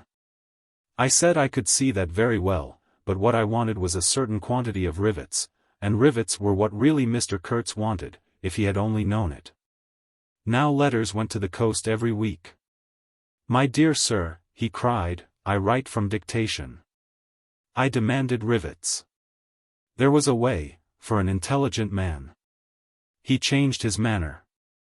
Became very cold, and suddenly began to talk about a hippopotamus, wondered whether sleeping on board the steamer, I stuck to my salvage night and day, I wasn't disturbed. There was an old hippo that had the bad habit of getting out on the bank and roaming at night over the station grounds. The pilgrims used to turn out in a body and empty every rifle they could lay hands on at him. Some even had sat up nights for him. All this energy was wasted, though. "That animal has a charmed life," he said, "but you can say this only of brutes in this country. No man, you apprehend me, no man here bears a charmed life." He stood there for a moment in the moonlight with his delicate hooked nose set a little askew, and his mica eyes glittering without a wink, then, with a curt good night, he strode off. I could see he was disturbed and considerably puzzled, which made me feel more hopeful than I had been for days. It was a great comfort to turn from that chap to my influential friend, the battered, twisted, ruined, tin-pot steamboat. I clambered on board. She rang under my feet like an empty Huntley and Palmer biscuit tin kicked along a gutter. She was nothing so solid in make, and rather less pretty in shape, but I had expended enough hard work on her to make me love her. No influential friend would have served me better. She had given me a chance to come out a bit, to find out what I could do. No, I don't like work. I had rather laze about and think of all the fine things that can be done. I don't like work, no man does, but I like what is in the work, the chance to find yourself. Your own reality, for yourself, not for others, what no other man can ever know. They can only see the mere show, and never can tell what it really means. I was not surprised to see somebody sitting aft, on the deck, with his legs dangling over the mud. You see, I rather chummed with the few mechanics there were in that station, whom the other pilgrims naturally despised, on account of their imperfect manners, I suppose. This was the foreman, a boilermaker by trade, a good worker. He was a lank, bony, yellow-faced man, with big intense eyes. His aspect was worried, and his head was as bald as the palm of my hand. But his hair in falling seemed to have stuck to his chin, and had prospered in the new locality, for his beard hung down to his waist. He was a widower with 6 young children. He had left them in charge of a sister of his to come out there, and the passion of his life was pigeon flying. He was an enthusiast and a connoisseur. He would rave about pigeons. After work hours he used sometimes to come over from his hut for a talk about his children and his pigeons. At work, when he had to crawl in the mud under the bottom of the steamboat, he would tie up that beard of his in a kind of white serviette he brought for the purpose. It had loops to go over his ears. In the evening he could be seen squatted on the bank rinsing that wrapper in the creek with great care, then spreading it solemnly on a bush to dry. I slapped him on the back and shouted, "We shall have rivets." He scrambled to his feet exclaiming, "No. Rivets," as though he couldn't believe his ears. Then in a low voice, I don't know why we behaved like lunatics. I put my finger to the side of my nose and nodded mysteriously. "Good for you," he cried, snapped his fingers above his head, lifting one foot. I tried a jig. We capered on the iron deck. A frightful clatter came out of that hulk, and the virgin forest on the other bank of the creek sent it back in a thundering roll upon the sleeping station. It must have made some of the pilgrims sit up in their hovels. A dark figure obscured the lighted doorway of the manager's hut, vanished, then, a second or so after, the doorway itself vanished, too. We stopped, and the silence driven away by the stamping of our feet flowed back again from the recesses of the land.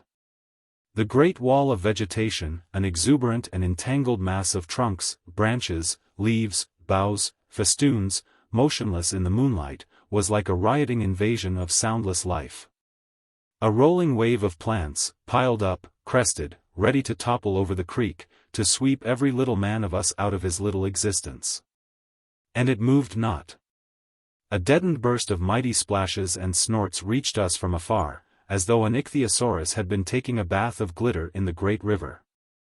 After all, said the boilermaker in a reasonable tone, why shouldn't we get the rivets? Why not, indeed? I did not know of any reason why we shouldn't. They'll come in 3 weeks, I said confidently. But they didn't. Instead of rivets there came an invasion, an infliction, a visitation. It came in sections during the next 3 weeks, each section headed by a donkey carrying a white man in new clothes and tan shoes. Bowing from that elevation right and left to the impressed pilgrims. A quarrelsome band of footsore sulky niggers trod on the heels of the donkey. A lot of tents, campstools, tin boxes, white cases, brown bales would be shot down in the courtyard, and the air of mystery would deepen a little over the muddle of the station.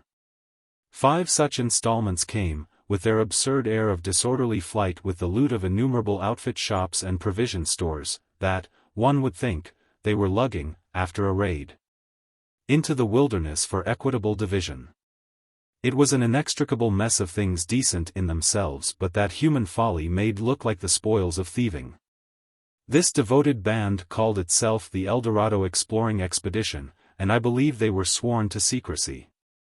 Their talk, however, was the talk of sordid buccaneers. It was reckless without hardihood, greedy without audacity, and cruel without courage.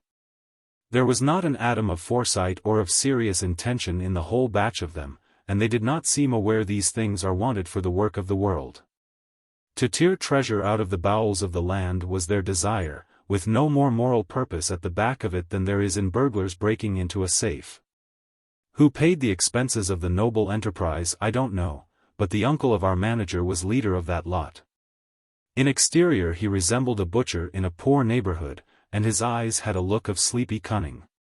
He carried his fat paunch with ostentation on his short legs, and during the time his gang infested the station spoke to no one but his nephew. You could see these two roaming about all day long with their heads close together in an everlasting confab. I had given up worrying myself about the rivets. One's capacity for that kind of folly is more limited than you would suppose. I said hang, and let things slide. I had plenty of time for meditation, and now and then I would give some thought to Kurtz. I wasn't very interested in him. No. Still, I was curious to see whether this man, who had come out equipped with moral ideas of some sort, would climb to the top after all and how he would set about his work when there. How do you find this book? Any thoughts about the book or the author? Any suggestion for improvement? Please take a moment to share your thoughts in a comment. If you like it, share it with your friends who might enjoy it as well. Subscribe to keep in touch. Visit CompleteAudiobooks.com for more quality content. Chapter 2. One evening as I was lying flat on the deck of my steamboat, I heard voices approaching, and there were the nephew and the uncle strolling along the bank. I laid my head on my arm again, and had nearly lost myself in a doze, when somebody said in my ear, as it were, I am as harmless as a little child, but I don't like to be dictated to. Am I the manager, or am I not? I was ordered to send him there. It's incredible. I became aware that the two were standing on the shore alongside the forepart of the steamboat, just below my head. I did not move, it did not occur to me to move, I was sleepy. It is unpleasant, grunted the uncle. He has asked the administration to be sent there, said the other, with the idea of showing what he could do, and I was instructed accordingly. Look at the influence that man must have. Is it not frightful? They both agreed it was frightful, then made several bizarre remarks, make rain and fine weather, one man, the council, by the nose, bits of absurd sentences that got the better of my drowsiness. So that I had pretty near the whole of my wits about me when the uncle said, "The climate may do away with this difficulty for you." Is he alone there? Yes, answered the manager. He sent his assistant down the river with a note to me in these terms: "Clear this poor devil out of the country, and don't bother sending more of that sort. I had rather be alone than have the kind of men you can dispose of with me." It was more than a year ago. Can you imagine such impudence? Anything since then? Asked the other hoarsely.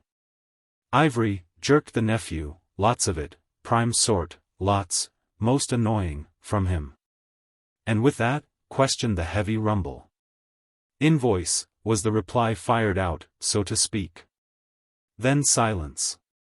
They had been talking about Kurtz.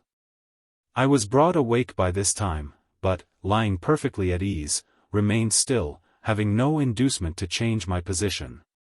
How did that ivory come all this way? Growled the elder man, who seemed very vexed. The other explained that it had come with a fleet of canoes in charge of an English half-caste clerk Kurtz had with him. That Kurtz had apparently intended to return himself, the station being by that time bare of goods and stores, but after coming 300 miles, had suddenly decided to go back. Which he started to do alone in a small dugout with 4 paddlers, leaving the half-caste to continue down the river with the ivory. The 2 fellows there seemed astounded at anybody attempting such a thing. They were at a loss for an adequate motive. As to me, I seemed to see Kurtz for the first time. It was a distinct glimpse, the dugout, 4 paddling savages, and the lone white man turning his back suddenly on the headquarters, on relief, on thoughts of home, perhaps. Setting his face towards the depths of the wilderness, towards his empty and desolate station. I did not know the motive. Perhaps he was just simply a fine fellow who stuck to his work for its own sake. His name, you understand, had not been pronounced once. He was that man. The half-caste, who, as far as I could see, had conducted a difficult trip with great prudence and pluck, was invariably alluded to as that scoundrel. The scoundrel had reported that the man had been very ill, had recovered imperfectly. The 2 below me moved away then a few paces, and strolled back and forth at some little distance. I heard, military post, doctor, 200 miles, quite alone now, unavoidable delays, 9 months, no news, strange rumors. They approached again, just as the manager was saying, no one, as far as I know, unless a species of wandering trader, a pestilential fellow, snapping ivory from the natives. Who was it they were talking about now? I gathered in snatches that this was some man supposed to be in Kurtz's district, and of whom the manager did not approve. We will not be free from unfair competition till one of these fellows is hanged for an example, he said. Certainly, grunted the other, get him hanged. Why not? Anything can be done in this country. That's what I say, nobody here, you understand, here, can endanger your position. And why? You stand the climate, you outlast them all. The danger is in Europe, but there before I left I took care to. They moved off and whispered, then their voices rose again. The extraordinary series of delays is not my fault. I did my best. The fat man sighed. Very sad.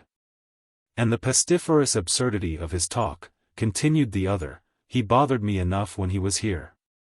Each station should be like a beacon on the road towards better things, a center for trade of course, but also for humanizing, improving, instructing. Conceive you, that ass. And he wants to be manager. No, it's, here he got choked by excessive indignation, and I lifted my head the least bit. I was surprised to see how near they were, right under me. I could have spat upon their hats. They were looking on the ground, absorbed in thought. The manager was switching his leg with a slender twig. His sagacious relative lifted his head.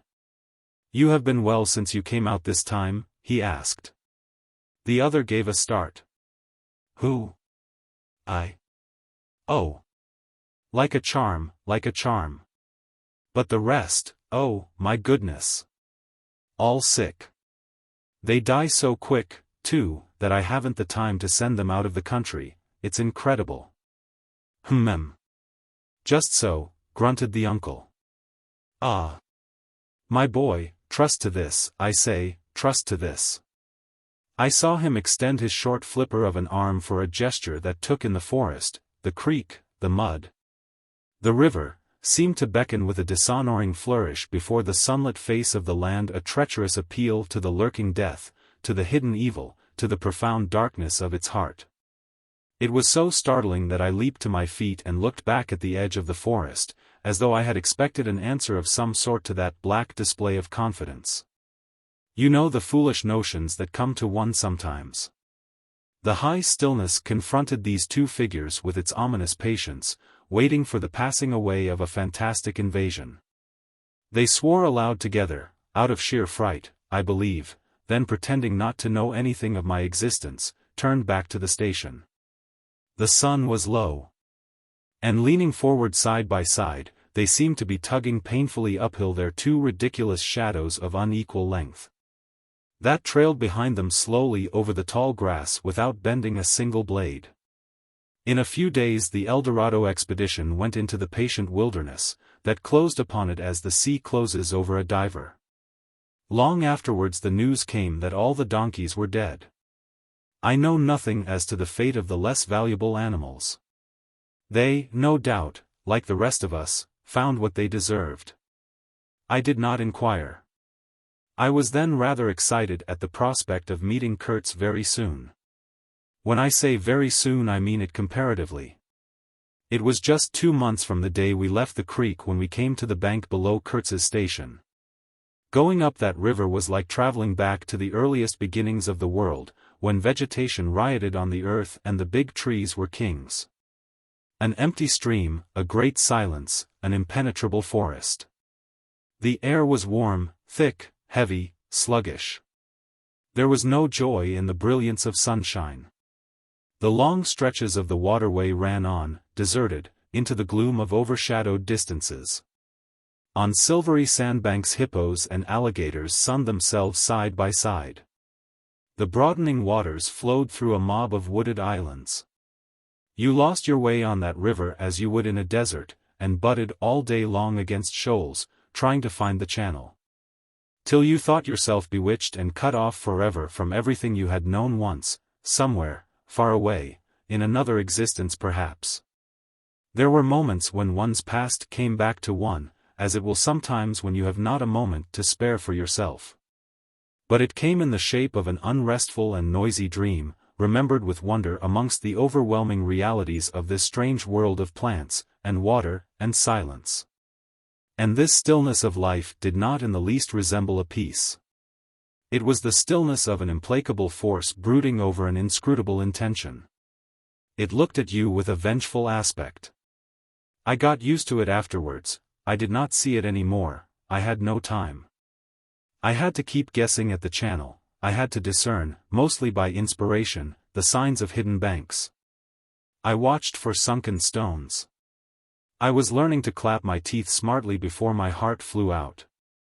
When I shaved by a fluke some infernal sly old snag that would have ripped the life out of the tin-pot steamboat and drowned all the pilgrims. I had to keep a lookout for the signs of dead wood we could cut up in the night for next day's steaming.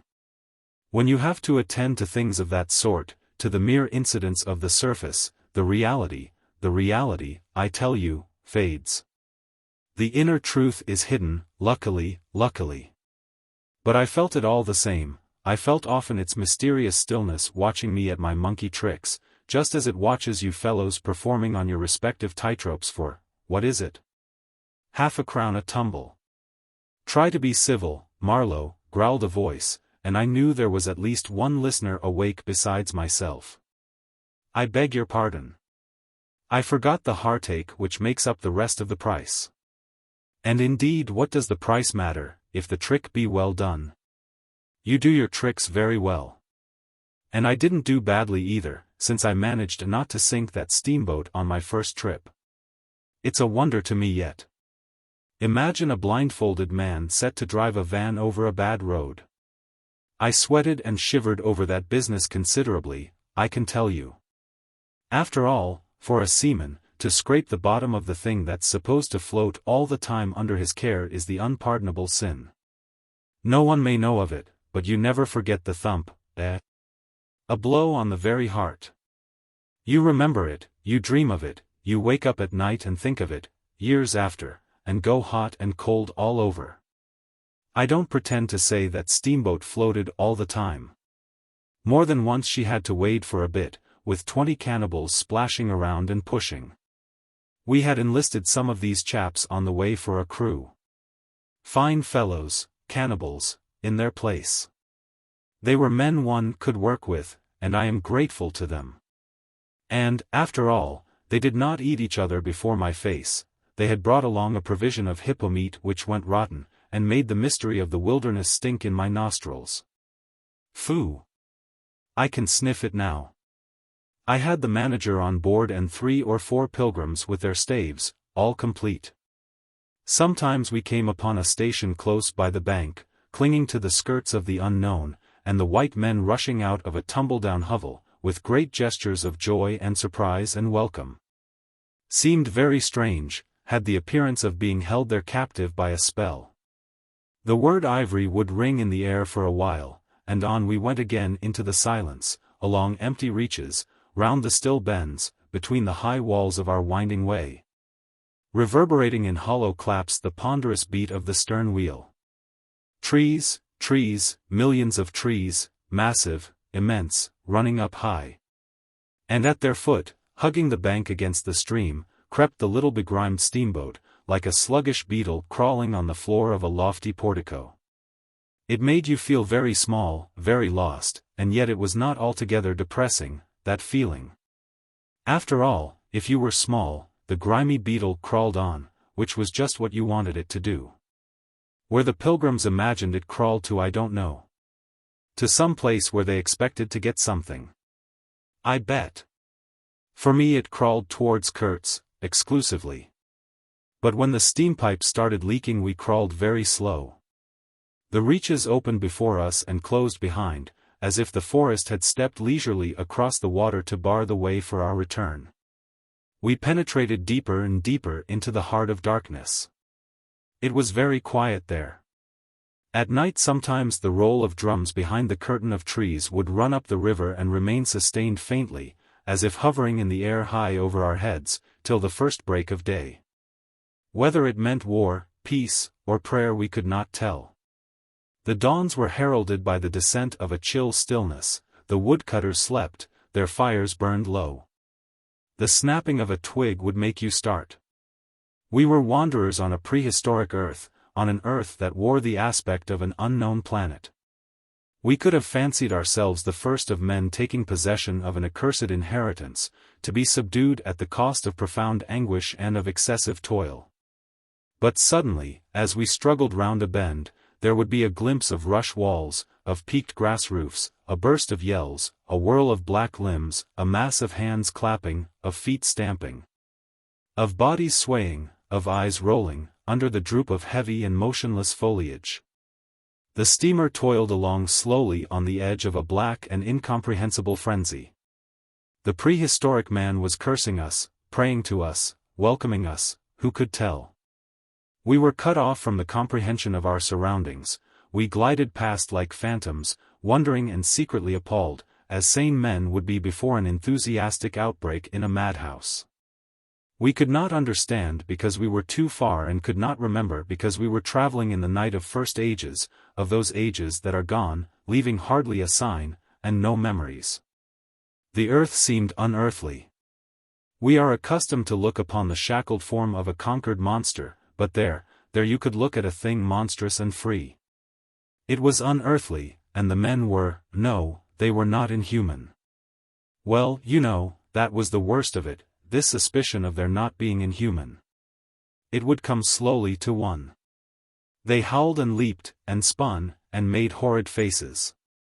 But what thrilled you was just the thought of their humanity, like yours, the thought of your remote kinship with this wild and passionate uproar. Ugly. Yes, it was ugly enough. But if you were man enough you would admit to yourself that there was in you just the faintest trace of a response to the terrible frankness of that noise. A dim suspicion of there being a meaning in it which you so remote from the night of first ages, could comprehend. And why not? The mind of man is capable of anything, because everything is in it, all the past as well as all the future. What was there after all? Joy, fear, sorrow, devotion, valor, rage, who can tell, but truth stripped of its cloak of time. Let the fool gape and shudder, the man knows, and can look on without a wink. But he must at least be as much of a man as these on the shore. He must meet that truth with his own true stuff, with his own inborn strength. Principles won't do. Acquisitions, clothes, pretty rags that would fly off at the first good shake. No, you want a deliberate belief. An appeal to me in this fiendish row, is there? Very well, I hear. I admit, but I have a voice, too, and for good or evil mine is the speech that cannot be silenced. Of course, a fool, what with sheer fright and fine sentiments, is always safe. Who's that grunting? You wonder I didn't go ashore for a howl and a dance? Well, no, I didn't. Fine sentiments, you say? Fine sentiments, be hanged. I had no time. I had to mess about with white lead and strips of woolen blanket helping to put bandages on those leaky steam pipes, I tell you. I had to watch the steering, and circumvent those snags, and get the tin pot along by hook or by crook. There was surface truth enough in these things to save a wiser man. And between whiles I had to look after the savage who was fireman. He was an improved specimen, he could fire up a vertical boiler. He was there below me, and, upon my word, to look at him was as edifying as seeing a dog in a parody of breeches and a feather hat, walking on his hind legs. A few months of training had done for that really fine chap. He squinted at the steam gauge and at the water gauge with an evident effort of intrepidity, and he had filed teeth, too, the poor devil, and the wool of his pate shaved into queer patterns. And 3 ornamental scars on each of his cheeks. He ought to have been clapping his hands and stamping his feet on the bank, instead of which he was hard at work, a thrall to strange witchcraft, full of improving knowledge. He was useful because he had been instructed. And what he knew was this, that should the water in that transparent thing disappear, the evil spirit inside the boiler would get angry through the greatness of his thirst. And take a terrible vengeance. So he sweated and fired up and watched the glass fearfully, with an impromptu charm, made of rags, tied to his arm, and a piece of polished bone, as big as a watch, stuck flatways through his lower lip, while the wooded banks slipped past us slowly, the short noise was left behind, the interminable miles of silence, and we crept on, towards Kurtz. But the snags were thick, the water was treacherous and shallow, the boiler seemed indeed to have a sulky devil in it. And thus neither that fireman nor I had any time to peer into our creepy thoughts. Some 50 miles below the inner station we came upon a hut of reeds, an inclined and melancholy pole, with the unrecognizable tatters of what had been a flag of some sort flying from it.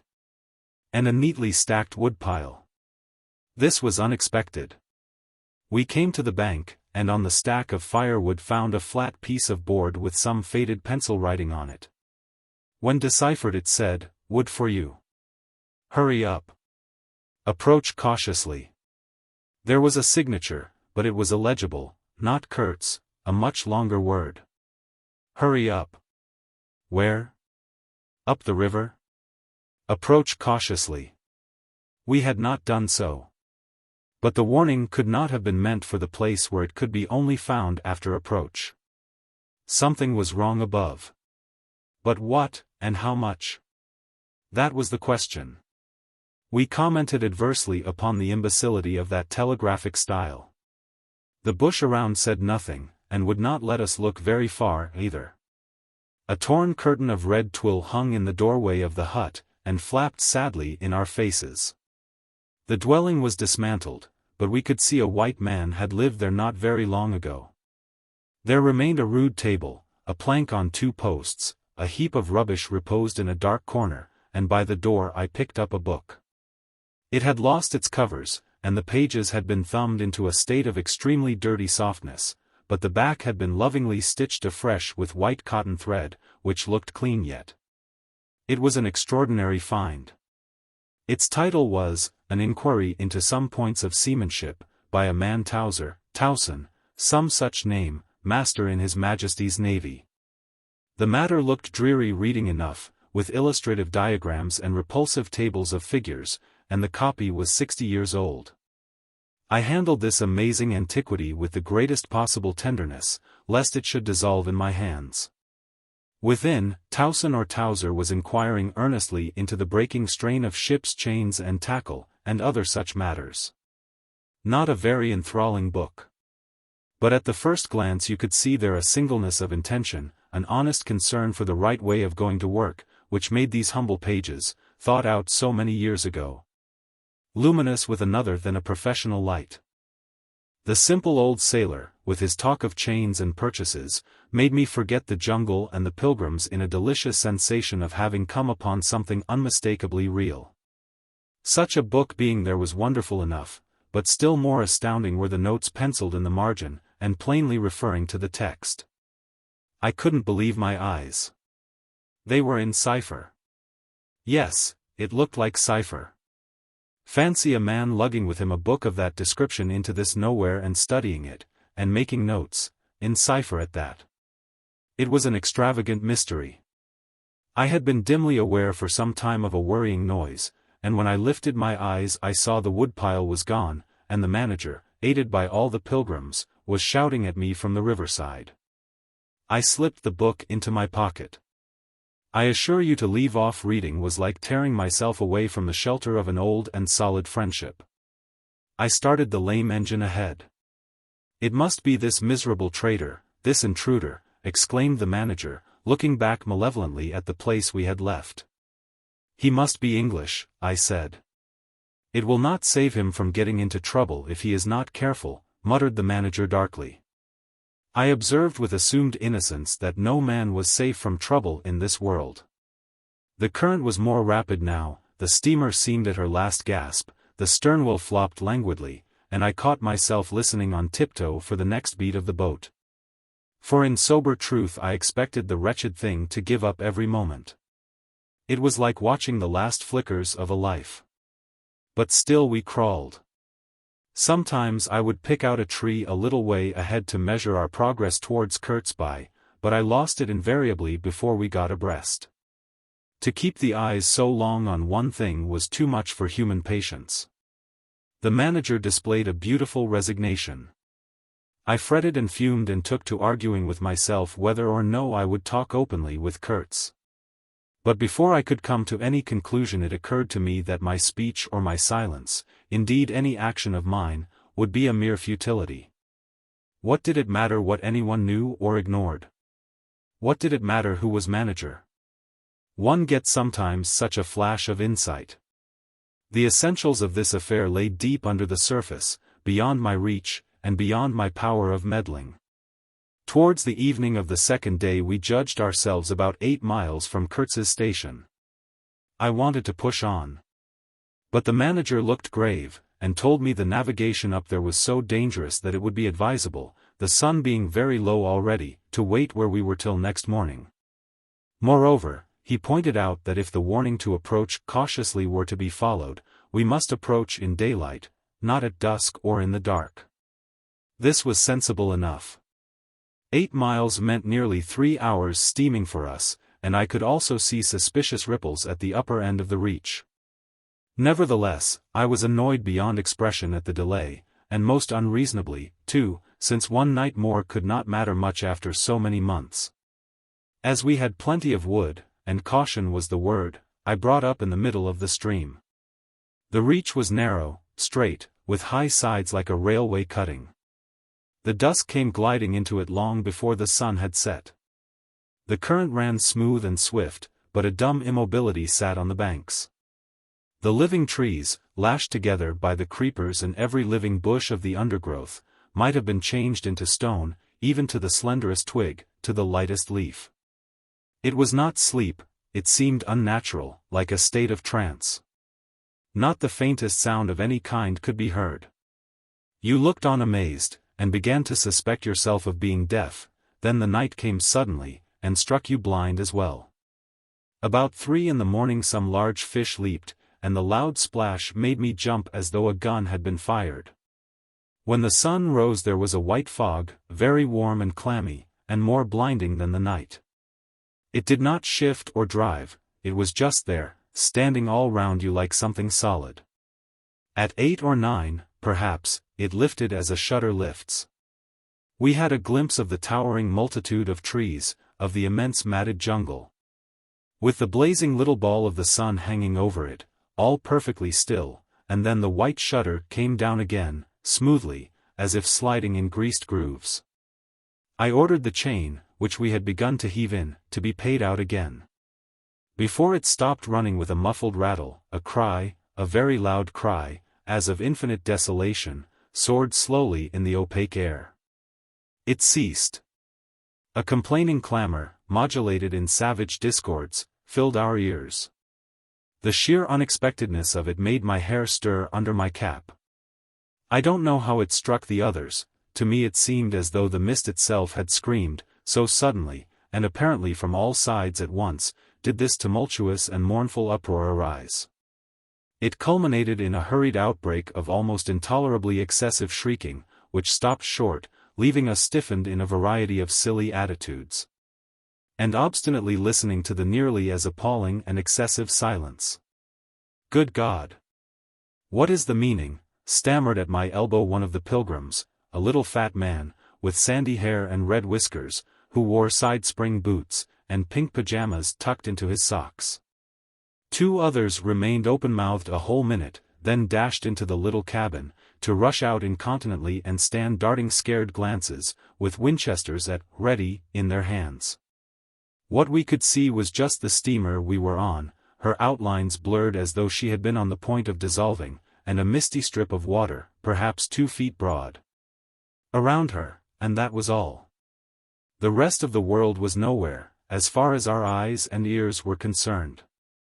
Just nowhere.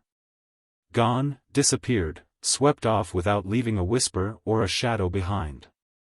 I went forward, and ordered the chain to be hauled in short, so as to be ready to trip the anchor and move the steamboat at once if necessary. "Will they attack?" whispered an odd voice. "We will be all butchered in this fog," murmured another. The faces twitched with the strain, the hands trembled slightly, the eyes forgot to wink. It was very curious to see the contrast of expressions of the white men and of the black fellows of our crew, who were as much strangers to that part of the river as we, though their homes were only 800 miles away. The whites, of course greatly discomposed, had besides a curious look of being painfully shocked by such an outrageous row. The others had an alert, naturally interested expression. But their faces were essentially quiet, even those of the 1 or 2 who grinned as they hauled at the chain.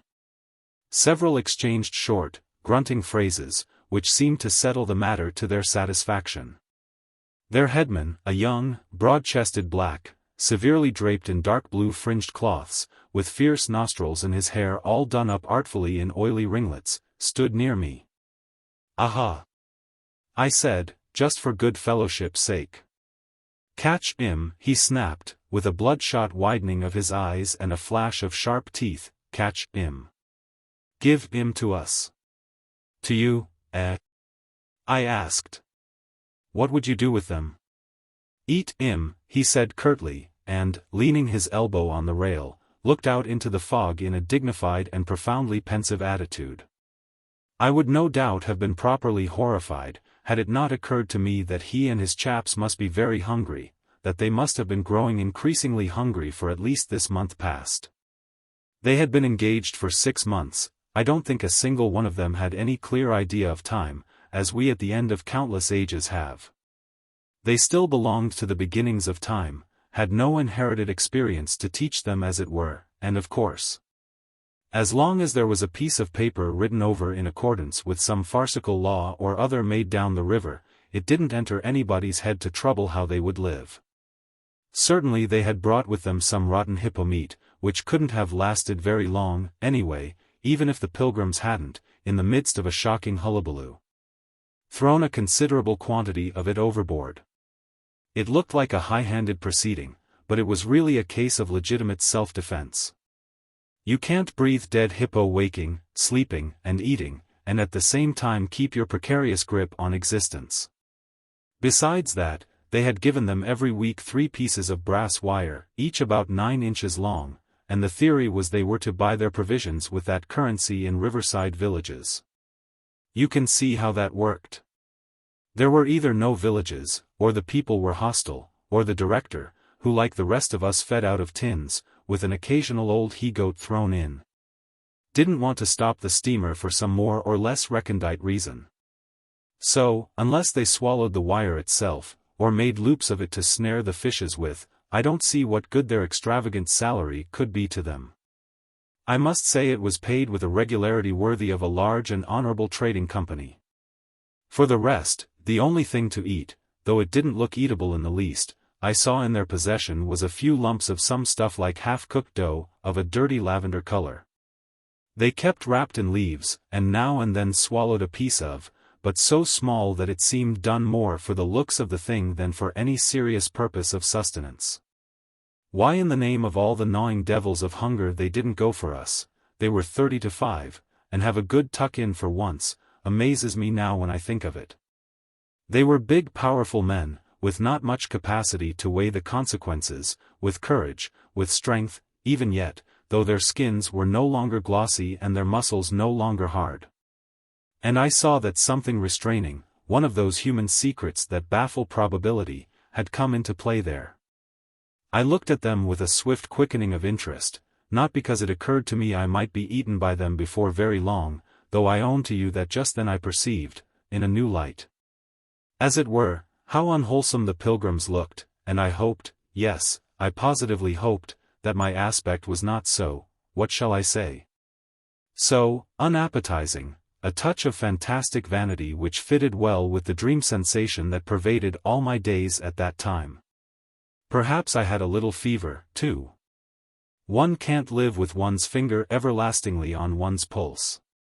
I had often a little fever, or a little touch of other things, the playful paw-strokes of the wilderness, the preliminary trifling before the more serious onslaught which came in due course. Yes. I looked at them as you would on any human being, with a curiosity of their impulses, motives, capacities, weaknesses, when brought to the test of an inexorable physical necessity. Restraint. What possible restraint?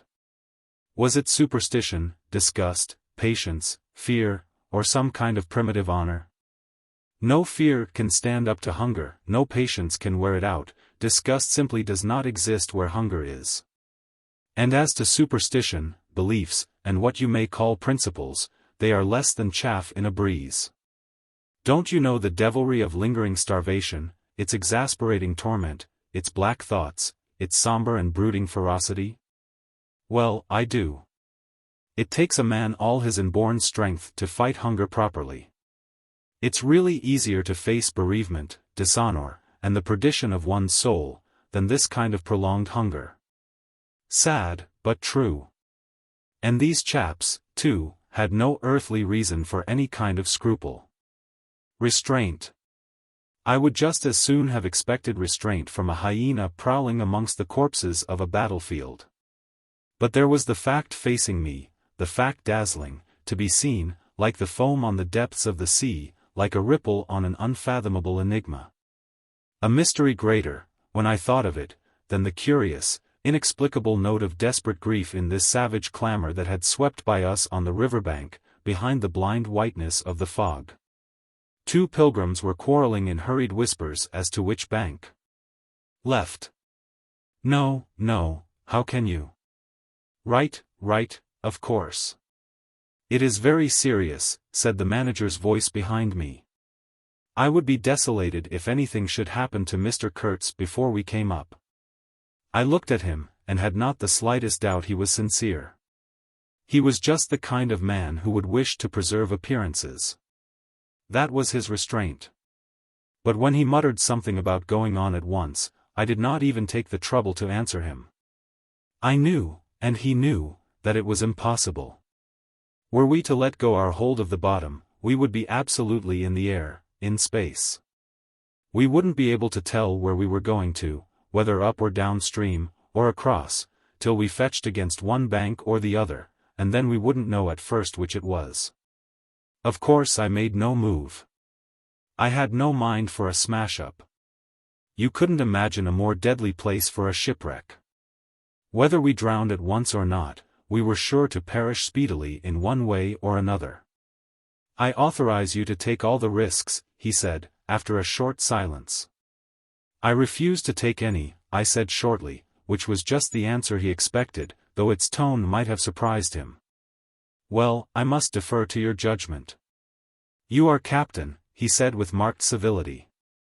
I turned my shoulder to him in sign of my appreciation, and looked into the fog. How long would it last? It was the most hopeless lookout. The approach to this Kurtz grubbing for ivory in the wretched bush was beset by as many dangers as though he had been an enchanted princess sleeping in a fabulous castle. Will they attack, do you think? Asked the manager, in a confidential tone. I did not think they would attack, for several obvious reasons. The thick fog was one. If they left the bank in their canoes they would get lost in it, as we would be if we attempted to move. Still, I had also judged the jungle of both banks quite impenetrable, and yet eyes were in it, eyes that had seen us. The riverside bushes were certainly very thick. But the undergrowth behind was evidently penetrable. However, during the short lift I had seen no canoes anywhere in the reach, certainly not abreast of the steamer. But what made the idea of attack inconceivable to me was the nature of the noise, of the cries we had heard. They had not the fierce character boding immediate hostile intention. Unexpected, wild, and violent as they had been, they had given me an irresistible impression of sorrow. The glimpse of the steamboat had for some reason filled those savages with unrestrained grief. The danger, if any, I expounded, was from our proximity to a great human passion let loose. Even extreme grief may ultimately vent itself in violence, but more generally takes the form of apathy. You should have seen the pilgrims stare. They had no heart to grin, or even to revile me, but I believe they thought me gone mad, with fright, maybe. I delivered a regular lecture. My dear boys, it was no good bothering. Keep a lookout? Well, you may guess I watched the fog for the signs of lifting as a cat watches a mouse. But for anything else our eyes were of no more use to us than if we had been buried miles deep in a heap of cotton wool. It felt like it, too, choking, warm, stifling. Besides, all I said, though it sounded extravagant, was absolutely true to fact. What we afterwards alluded to as an attack was really an attempt at repulse. The action was very far from being aggressive, it was not even defensive, in the usual sense. It was undertaken under the stress of desperation, and in its essence was purely protective. It developed itself, I should say, 2 hours after the fog lifted, and its commencement was at a spot, roughly speaking, about 1.5 miles below Kurtz's station. We had just floundered and flopped round a bend, when I saw an islet, a mere grassy hummock of bright green, in the middle of the stream. It was the only thing of the kind. But as we opened the reach more, I perceived it was the head of a long sandbank, or rather of a chain of shallow patches stretching down the middle of the river. They were discolored, just awash, and the whole lot was seen just under the water, exactly as a man's backbone is seen running down the middle of his back under the skin. Now, as far as I did see, I could go to the right or to the left of this. I didn't know either channel, of course. The banks looked pretty well alike, the depth appeared the same. But as I had been informed the station was on the west side, I naturally headed for the western passage. No sooner had we fairly entered it than I became aware it was much narrower than I had supposed. To the left of us there was the long uninterrupted shoal, and to the right a high, steep bank heavily overgrown with bushes. Above the bush the trees stood in serried ranks. The twigs overhung the current thickly, and from distance to distance a large limb of some tree projected rigidly over the stream. It was then well on in the afternoon, the face of the forest was gloomy, and a broad strip of shadow had already fallen on the water. In this shadow we steamed up, very slowly, as you may imagine. I sheered her well inshore, the water being deepest near the bank, as the sounding pole informed me. One of my hungry and forbearing friends was sounding in the bows just below me. This steamboat was exactly like a decked scow. On the deck, there were 2 little teakwood houses, with doors and windows. The boiler was in the fore end, and the machinery right astern. Over the whole there was a light roof, supported on stanchions. The funnel projected through that roof, and in front of the funnel a small cabin built of light planks served for a pilot-house. It contained a couch, 2 camp stools, a loaded Martini Henry leaning in one corner, a tiny table, and the steering wheel. It had a wide door in front and a broad shutter at each side. All these were always thrown open, of course. I spent my days perched up there on the extreme forend of that roof, before the door. At night I slept, or tried to, on the couch. An athletic black belonging to some coast tribe and educated by my poor predecessor, was the helmsman. He sported a pair of brass earrings, wore a blue cloth wrapper from the waist to the ankles, and thought all the world of himself. He was the most unstable kind of fool I had ever seen. He steered with no end of a swagger while you were by. But if he lost sight of you, he became instantly the prey of an abject funk, and would let that cripple of a steamboat get the upper hand of him in a minute. I was looking down at the sounding pole, and feeling much annoyed to see at each try a little more of it stick out of that river, when I saw my poleman give up on the business suddenly, and stretch himself flat on the deck, without even taking the trouble to haul his pole in. He kept hold on it though, and it trailed in the water. At the same time the fireman, whom I could also see below me, sat down abruptly before his furnace and ducked his head. I was amazed.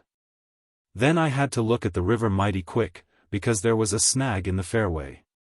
Sticks, little sticks, were flying about, thick, they were whizzing before my nose, dropping below me, striking behind me against my pilot-house. All this time the river, the shore, the woods, were very quiet, perfectly quiet. I could only hear the heavy splashing thump of the stern wheel and the patter of these things. We cleared the snag clumsily. Arrows, by Jove! We were being shot at. I stepped in quickly to close the shutter on the land side. That fool helmsman, his hands on the spokes, was lifting his knees high, stamping his feet, champing his mouth, like a reined-in horse. Confound him! And we were staggering within 10 feet of the bank. I had to lean right out to swing the heavy shutter, and I saw a face amongst the leaves on the level with my own, looking at me very fierce and steady. And then suddenly, as though a veil had been removed from my eyes, I made out, deep in the tangled gloom, naked breasts, arms, legs, glaring eyes. The bush was swarming with human limbs in movement, glistening of bronze color. The twigs shook, swayed, and rustled, the arrows flew out of them, and then the shutter came to. "Steer her straight," I said to the helmsman. He held his head rigid, face forward. But his eyes rolled, he kept on lifting and setting down his feet gently, his mouth foamed a little. "Keep quiet," I said in a fury. I might just as well have ordered a tree not to sway in the wind. I darted out. Below me there was a great scuffle of feet on the iron deck, confused exclamations, a voice screamed, "Can you turn back?" I caught sight of a V-shaped ripple on the water ahead. What? Another snag. A fusillade burst out under my feet. The Pilgrims had opened with their Winchesters, and were simply squirting lead into that bush. A deuce of a lot of smoke came up and drove slowly forward. I swore at it. Now I couldn't see the ripple or the snag either. I stood in the doorway, peering, and the arrows came in swarms. They might have been poisoned, but they looked as though they wouldn't kill a cat. The bush began to howl. Our woodcutters raised a warlike whoop. The report of a rifle just at my back deafened me. I glanced over my shoulder, and the pilot-house was yet full of noise and smoke when I made a dash at the wheel. The fool nigger had dropped everything, to throw the shutter open and let off that Martini Henry. He stood before the wide opening, glaring, and I yelled at him to come back, while I straightened the sudden twist out of that steamboat. There was no room to turn even if I had wanted to. The snag was somewhere very near ahead in that confounded smoke. There was no time to lose. So I just crowded her into the bank, right into the bank, where I knew the water was deep. We tore slowly along the overhanging bushes in a whirl of broken twigs and flying leaves. The fusillade below stopped short, as I had foreseen it would when the squirts got empty. I threw my head back to a glinting whiz that traversed the pilot-house, in at one shutter hole and out at the other. Looking past that mad helmsman, who was shaking the empty rifle and yelling at the shore, I saw vague forms of men running bent double, leaping, gliding, distinct, incomplete, evanescent. Something big appeared in the air before the shutter, the rifle went overboard, and the man stepped back swiftly, looked at me over his shoulder in an extraordinary, profound, familiar manner, and fell upon my feet. The side of his head hit the wheel twice, and the end of what appeared a long cane clattered round and knocked over a little campstool. It looked as though after wrenching that thing from somebody ashore he had lost his balance in the effort. The thin smoke had blown away, we were clear of the snag, and looking ahead I could see that in another 100 yards or so I would be free to sheer off, away from the bank. But my feet felt so very warm and wet that I had to look down. The man had rolled on his back and stared straight up at me, both his hands clutched that cane. It was the shaft of a spear that, either thrown or lunged through the opening, had caught him in the side, just below the ribs. The blade had gone in out of sight, after making a frightful gash. My shoes were full, a pool of blood lay very still, gleaming dark red under the wheel, his eyes shone with an amazing luster. The fusillade burst out again. He looked at me anxiously, gripping the spear like something precious, with an air of being afraid I would try to take it away from him. I had to make an effort to free my eyes from his gaze and attend to the steering. With one hand I felt above my head for the line of the steam whistle, and jerked out screech after screech hurriedly. The tumult of angry and warlike yells was checked instantly. And then from the depths of the woods went out such a tremulous and prolonged wail of mournful fear and utter despair as may be imagined to follow the flight of the last hope from the earth. There was a great commotion in the bush, the shower of arrows stopped, a few dropping shots rang out sharply, then silence, in which the languid beat of the stern wheel came plainly to my ears. I put the helm hard a starboard at the moment when the pilgrim in pink pajamas, very hot and agitated, appeared in the doorway. "The manager sends me," he began in an official tone, and stopped short. "Good God," he said, glaring at the wounded man. We two whites stood over him, and his lustrous and inquiring glance enveloped us both. I declare it looked as though he would presently put to us some questions in an understandable language. But he died without uttering a sound, without moving a limb, without twitching a muscle. Only in the very last moment, as though in response to some sign we could not see, to some whisper we could not hear, he frowned heavily. And that frown gave to his black death mask an inconceivably somber, brooding, and menacing expression. The luster of inquiring glance faded swiftly into vacant glassiness. "Can you steer?" I asked the agent eagerly. He looked very dubious. But I made a grab at his arm, and he understood at once I meant him to steer whether or no. To tell you the truth, I was morbidly anxious to change my shoes and socks. "He is dead," murmured the fellow, immensely impressed. "No doubt about it," said I, tugging like mad at the shoelaces. "And by the way, I suppose Mr. Kurtz is dead as well by this time." For the moment that was the dominant thought. There was a sense of extreme disappointment, as though I had found out I had been striving after something altogether without a substance. I couldn't have been more disgusted if I had traveled all this way for the sole purpose of talking with Mr. Kurtz. Talking with. I flung one shoe overboard, and became aware that that was exactly what I had been looking forward to, a talk with Kurtz. I made the strange discovery that I had never imagined him as doing, but as discoursing. I didn't say to myself, now I will never see him, or now I will never shake him by the hand, but, now I will never hear him. The man presented himself as a voice. Not of course that I did not connect him with some sort of action. Hadn't I been told in all the tones of jealousy and admiration that he had collected, bartered, swindled, or stolen more ivory than all the other agents together? That was not the point. The point was in his being a gifted creature, and that of all his gifts the one that stood out preeminently, that carried with it a sense of real presence, was his ability to talk. His words, the gift of expression, the bewildering, the illuminating, the most exalted and the most contemptible, the pulsating stream of light. Or the deceitful flow from the heart of an impenetrable darkness. The other shoe went flying unto the devil god of that river. I thought, by Jove! It's all over. We are too late, he has vanished, the gift has vanished, by means of some spear, arrow, or club. I will never hear that chap speak after all, and my sorrow had a startling extravagance of emotion, even such as I had noticed in the howling sorrow of these savages in the bush. I couldn't have felt more of lonely desolation somehow, had I been robbed of a belief or had missed my destiny in life. Why do you sigh in this beastly way, somebody? Absurd? Well, absurd. Good Lord! Mustn't a man ever, here, give me some tobacco? There was a pause of profound stillness, then a match flared, and Marlow's lean face appeared, worn, hollow, with downward folds and dropped eyelids, with an aspect of concentrated attention.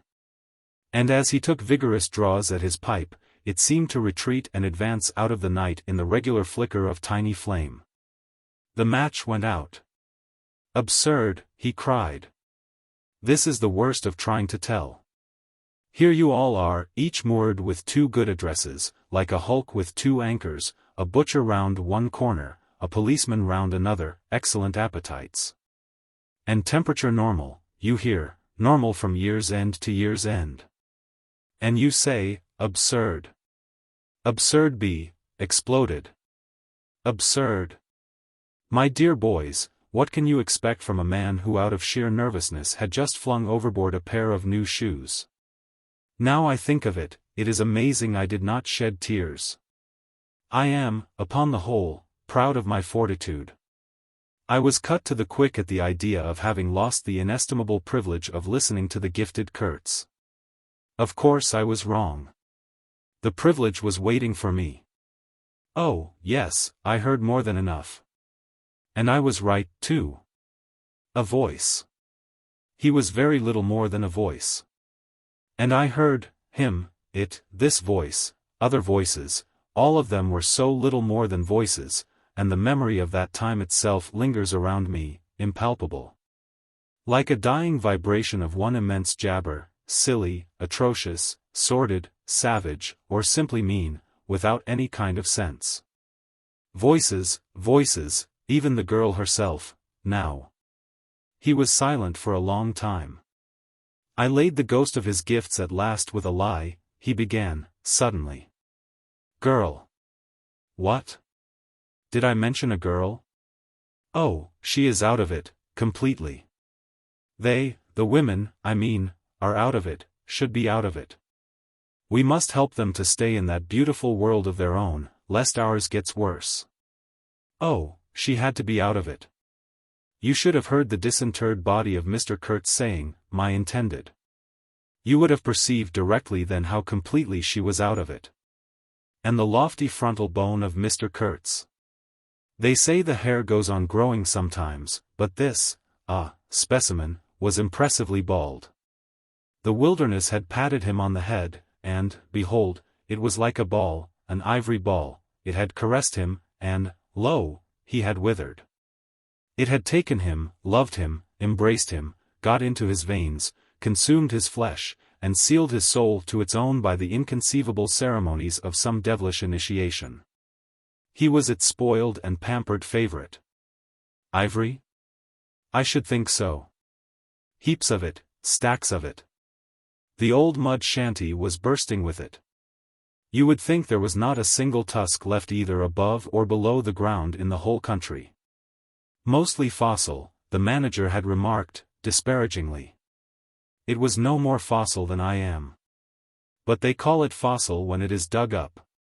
It appears these niggers do bury the tusks sometimes, but evidently they couldn't bury this parcel deep enough to save the gifted Mr. Kurtz from his fate. We filled the steamboat with it, and had to pile a lot on the deck. Thus he could see and enjoy as long as he could see, because the appreciation of this favor had remained with him to the last. You should have heard him say, "My ivory." Oh, yes, I heard him. My intended, my ivory, my station, my river, my everything belonged to him. It made me hold my breath in expectation of hearing the wilderness burst into a prodigious peal of laughter that would shake the fixed stars in their places. Everything belonged to him, but that was a trifle. The thing was to know what he belonged to, how many powers of darkness claimed him for their own. That was the reflection that made you creepy all over. It was impossible, it was not good for one either, trying to imagine. He had taken a high seat amongst the devils of the land, I mean literally. You can't understand. How could you? With solid pavement under your feet, surrounded by kind neighbors ready to cheer you or to fall on you, stepping delicately between the butcher and the policeman. In the holy terror of scandal and gallows and lunatic asylums, how can you imagine what particular region of the first ages a man's untrammeled feet may take him into by the way of solitude, utter solitude without a policeman, by the way of silence, utter silence? Where no warning voice of a kind neighbor can be heard whispering of public opinion? These little things make all the great difference. When they are gone you must fall back upon your own innate strength, upon your own capacity for faithfulness. Of course you may be too much of a fool to go wrong, too dull even to know you are being assaulted by the powers of darkness. I take it, no fool ever made a bargain for his soul with the devil. The fool is too much of a fool, or the devil too much of a devil, I don't know which. Or you may be such a thunderingly exalted creature as to be altogether deaf and blind to anything but heavenly sights and sounds. Then the earth for you is only a standing place, and whether to be like this is your loss or your gain I won't pretend to say. But most of us are neither one nor the other. The earth for us is a place to live in, where we must put up with sights, with sounds, with smells, to, by Jove, breathe dead hippo, so to speak, and not be contaminated. And there, don't you see? Your strength comes in, the faith in your ability for the digging of unostentatious holes to bury the stuff in, your power of devotion, not to yourself, but to an obscure, backbreaking business. And that's difficult enough. Mind, I am not trying to excuse or even explain, I am trying to account to myself for Mr. Kurtz, for the shade of Mr. Kurtz. This initiated wraith from the back of nowhere honored me with its amazing confidence before it vanished altogether. This was because it could speak English to me. The original Kurtz had been educated partly in England, and, as he was good enough to say himself, his sympathies were in the right place. His mother was half English, his father was half French. All Europe contributed to the making of Kurtz. And by I learned that, most appropriately, the International Society for the Suppression of Savage Customs had entrusted him with the making of a report, for its future guidance. And he had written it, too. I've seen it. I've read it. It was eloquent, vibrating with eloquence, but too high-strung, I think. 17 pages of close writing he had found time for. But this must have been before his, let us say, nerves, went wrong, and caused him to preside at certain midnight dances ending with unspeakable rites. Which, as far as I reluctantly gathered from what I heard at various times, were offered up to him, do you understand? To Mr. Kurtz himself. But it was a beautiful piece of writing. The opening paragraph, however, in the light of later information, strikes me now as ominous. He began with the argument that we whites, from the point of development we had arrived at, must necessarily appear to them, savages, in the nature of supernatural beings. We approach them with the might of a deity, and so on, and so on. By the simple exercise of our will we can exert a power for good practically unbounded, etc., etc. From that point he soared and took me with him. The peroration was magnificent, though difficult to remember, you know. It gave me the notion of an exotic immensity ruled by an august benevolence. It made me tingle with enthusiasm. This was the unbounded power of eloquence, of words, of burning noble words. There were no practical hints to interrupt the magic current of phrases, unless a kind of note at the foot of the last page, scrawled evidently much later, in an unsteady hand, may be regarded as the exposition of a method. It was very simple, and at the end of that moving appeal to every altruistic sentiment it blazed at you, luminous and terrifying. Like a flash of lightning in a serene sky, exterminate all the brutes. The curious part was that he had apparently forgotten all about that valuable postscriptum, because, later on, when he in a sense came to himself, he repeatedly entreated me to take good care of my pamphlet, he called it, as it was sure to have in the future a good influence upon his career. I had full information about all these things, and, besides, as it turned out, I was to have the care of his memory. I've done enough for it to give me the indisputable right to lay it, if I choose, for an everlasting rest in the dustbin of progress, amongst all the sweepings and, figuratively speaking, all the dead cats of civilization. But then, you see, I can't choose. He won't be forgotten. Whatever he was not common. He had the power to charm or frighten rudimentary souls into an aggravated witch dance in his honor. He could also fill the small souls of the pilgrims with bitter misgivings. He had one devoted friend at least.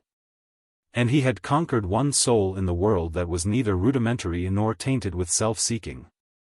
No, I can't forget him, though I am not prepared to affirm the fellow was exactly worth the life we lost in getting to him. I missed my late helmsman awfully. I missed him even while his body was still lying in the pilot-house. Perhaps you will think it passing strange this regret for a savage who was no more account than a grain of sand in a black Sahara. Well, don't you see, he had done something, he had steered. For months I had him at my back, a help, an instrument. It was a kind of partnership.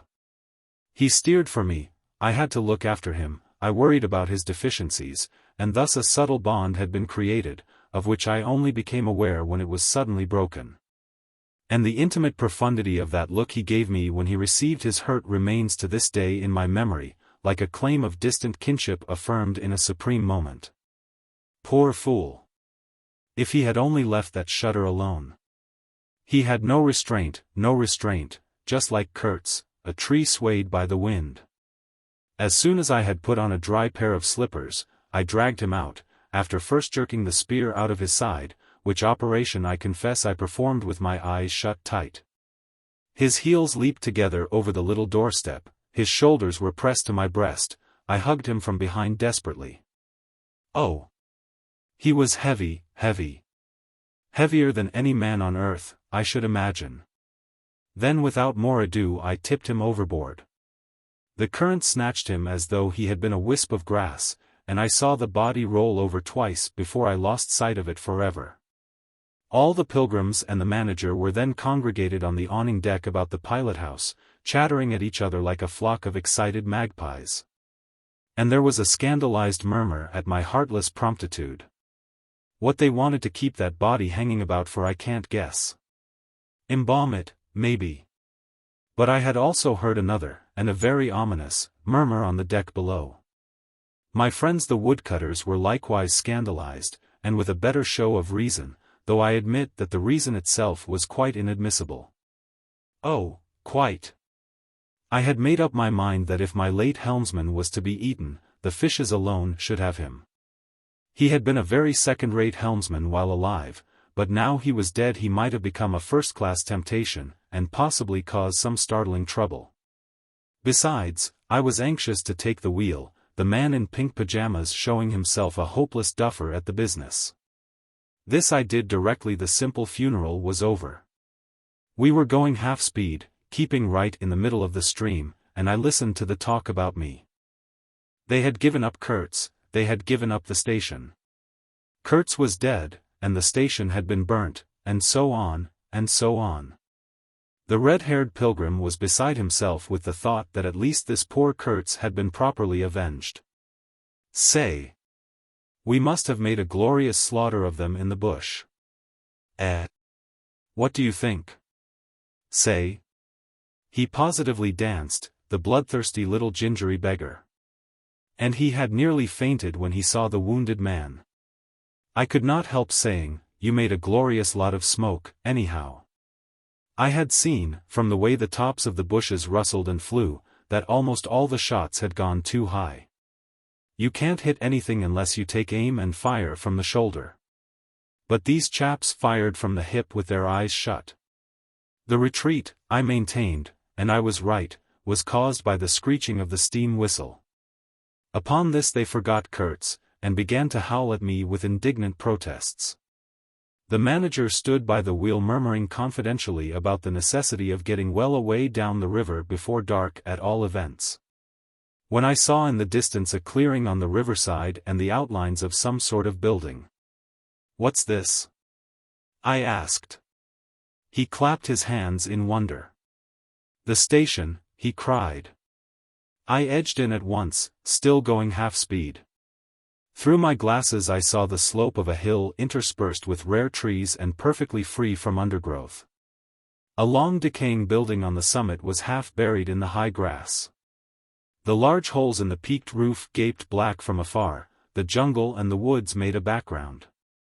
There was no enclosure or fence of any kind. But there had been one apparently, for near the house half a dozen slim posts remained in a row, roughly trimmed, and with their upper ends ornamented with round carved balls. The rails, or whatever there had been between, had disappeared. Of course the forest surrounded all that. The riverbank was clear, and on the waterside I saw a white man under a hat like a cartwheel beckoning persistently with his whole arm. Examining the edge of the forest above and below, I was almost certain I could see movements, human forms gliding here and there. I steamed past prudently, then stopped the engines and let her drift down. The man on the shore began to shout, urging us to land. "We have been attacked," screamed the manager. I know. "It's all right," yelled back the other, as cheerful as you please. "Come along. It's all right. I am glad." His aspect reminded me of something I had seen, something funny I had seen somewhere. As I maneuvered to get alongside, I was asking myself, what does this fellow look like? Suddenly I got it.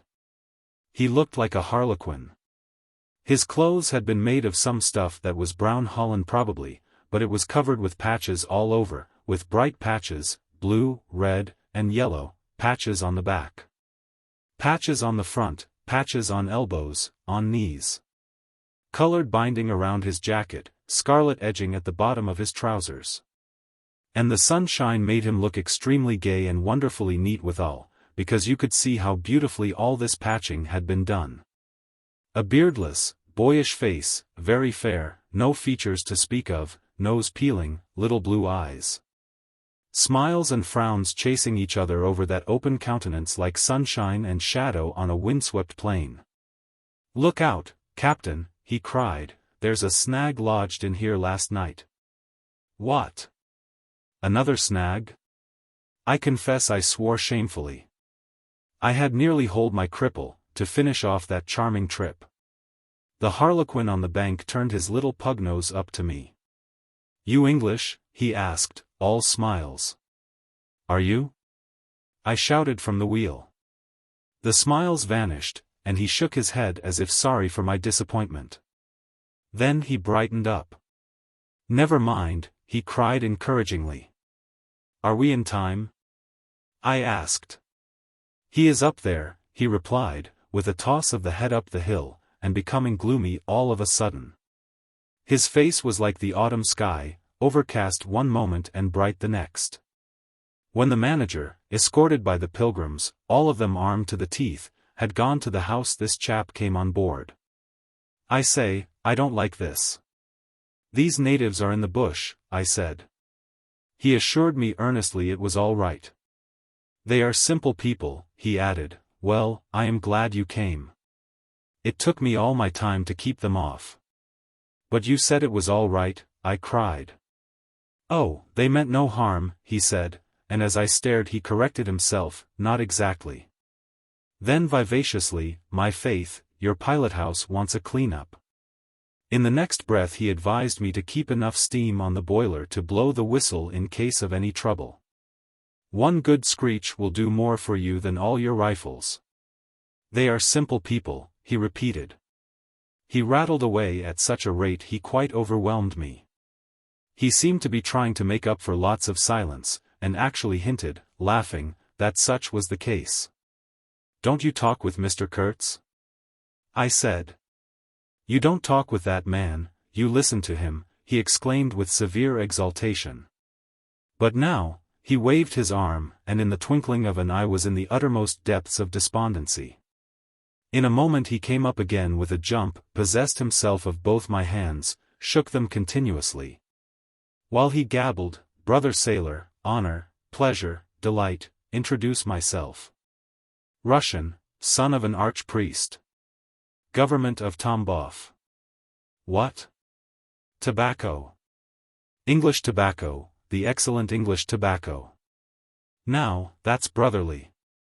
Smoke? Where's a sailor that does not smoke?" The pipe soothed him, and gradually I made out he had run away from school, had gone to sea in a Russian ship, ran away again, served some time in English ships. Was now reconciled with the archpriest. He made a point of that. But when one is young one must see things, gather experience, ideas, enlarge the mind. Here. I interrupted. "You can never tell. Here I met Mr. Kurtz," he said, youthfully solemn and reproachful. I held my tongue after that. It appears he had persuaded a Dutch trading house on the coast to fit him out with stores and goods, and had started for the interior with a light heart and no more idea of what would happen to him than a baby. He had been wandering about that river for nearly 2 years alone, cut off from everybody and everything. "I am not so young as I look. I am 25, he said. At first old Van Schooten would tell me to go to the devil, he narrated with keen enjoyment. But I stuck to him, and talked, till at last he got afraid I would talk the hind leg off his favorite dog, so he gave me some cheap things and a few guns. And told me he hoped he would never see my face again. Good old Dutchman, Van Schooten. I've sent him one small lot of ivory a year ago, so that he can't call me a little thief when I get back. I hope he got it. And for the rest I don't care. I had some wood stacked for you. That was my old house. Did you see? I gave him Towson's book. He made as though he would kiss me, but restrained himself. The only book I had left, and I thought I had lost it, he said, looking at it ecstatically. So many accidents happen to a man going about alone, you know. Canoes get upset sometimes, and sometimes you've got to clear out so quick when the people get angry. He thumbed the pages. You made notes in Russian? I asked. He nodded. I thought they were written in cipher, I said. He laughed, then became serious. I had lots of trouble to keep these people off, he said. Did they want to kill you? I asked. Oh, no. He cried, and checked himself. Why did they attack us?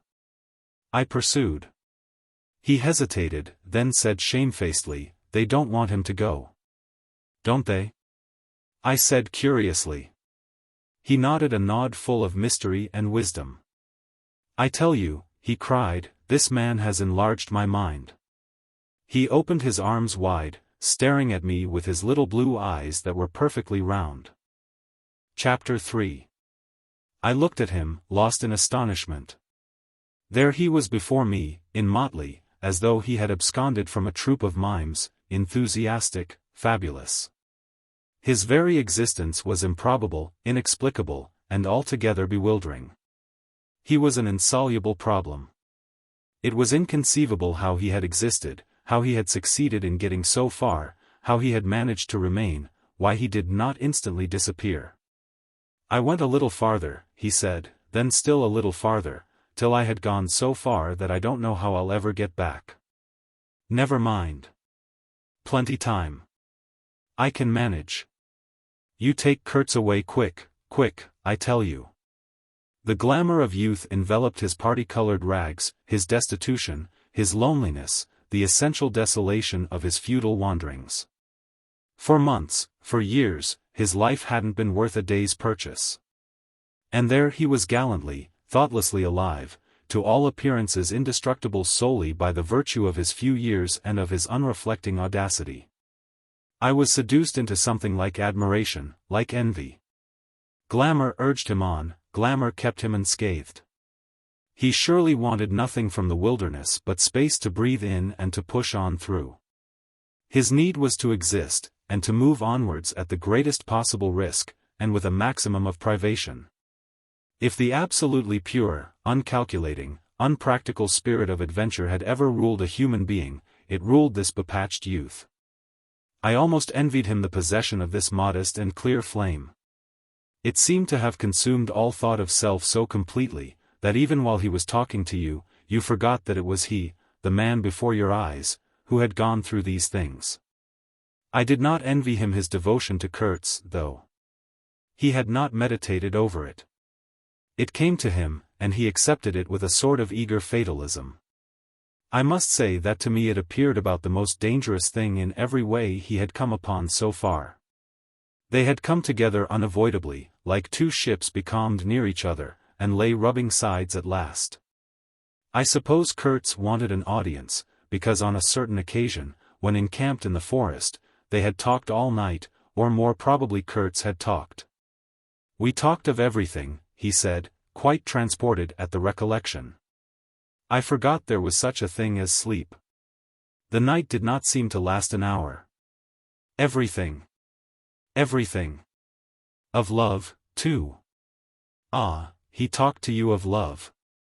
I said, much amused. It isn't what you think, he cried, almost passionately.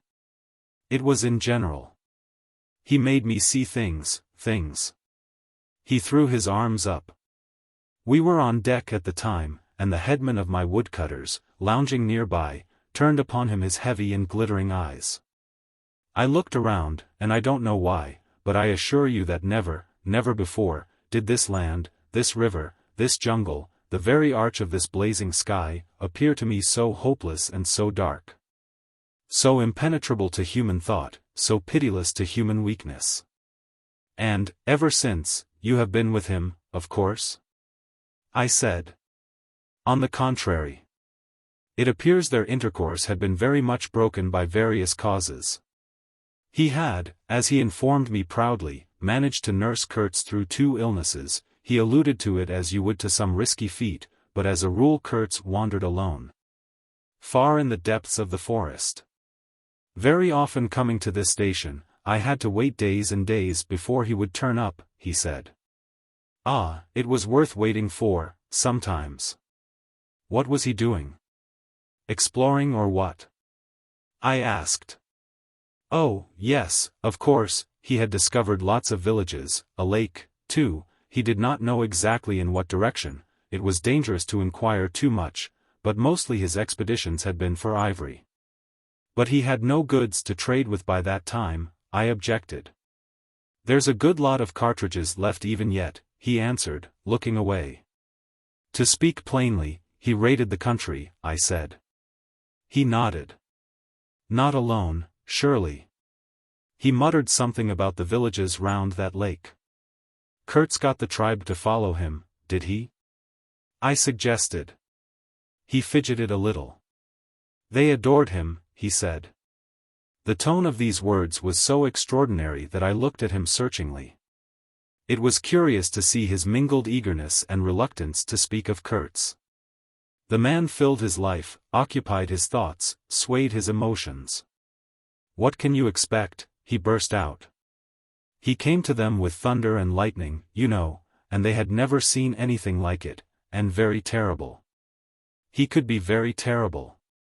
You can't judge Mr. Kurtz as you would an ordinary man. No, no, no. Now, just to give you an idea, I don't mind telling you, he wanted to shoot me, too, one day, but I don't judge him. Shoot you? I cried. What for? Well, I had a small lot of ivory the chief of that village near my house gave me. You see, I used to shoot game for them. Well, he wanted it, and wouldn't hear reason. He declared he would shoot me unless I gave him the ivory, and then cleared out of the country, because he could do so, and had a fancy for it. And there was nothing on earth to prevent him killing whom he jolly well pleased. And it was true, too. I gave him the ivory. What did I care? But I didn't clear out. No, no. I couldn't leave him. I had to be careful, of course, till we got friendly again for a time. He had his second illness then. Afterwards I had to keep out of the way, but I didn't mind. He was living for the most part in those villages on the lake. When he came down to the river, sometimes he would take to me, and sometimes it was better for me to be careful. This man suffered too much. He hated all this, and somehow he couldn't get away. When I had a chance I begged him to try and leave while there was time. I offered to go back with him. And he would say yes, and then he would remain, go off on another ivory hunt. Disappear for weeks, forget himself amongst these people, forget himself, you know. Why?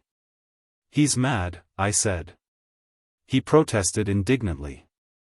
Mr. Kurtz couldn't be mad. If I had heard him talk, only 2 days ago, I wouldn't dare hint at such a thing.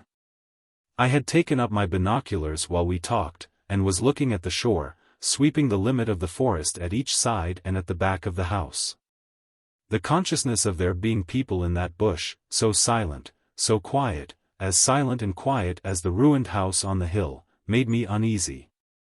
There was no sign on the face of nature of this amazing tale that was not so much told as suggested to me in desolate exclamations, completed by shrugs, in interrupted phrases, in hints ending in deep sighs.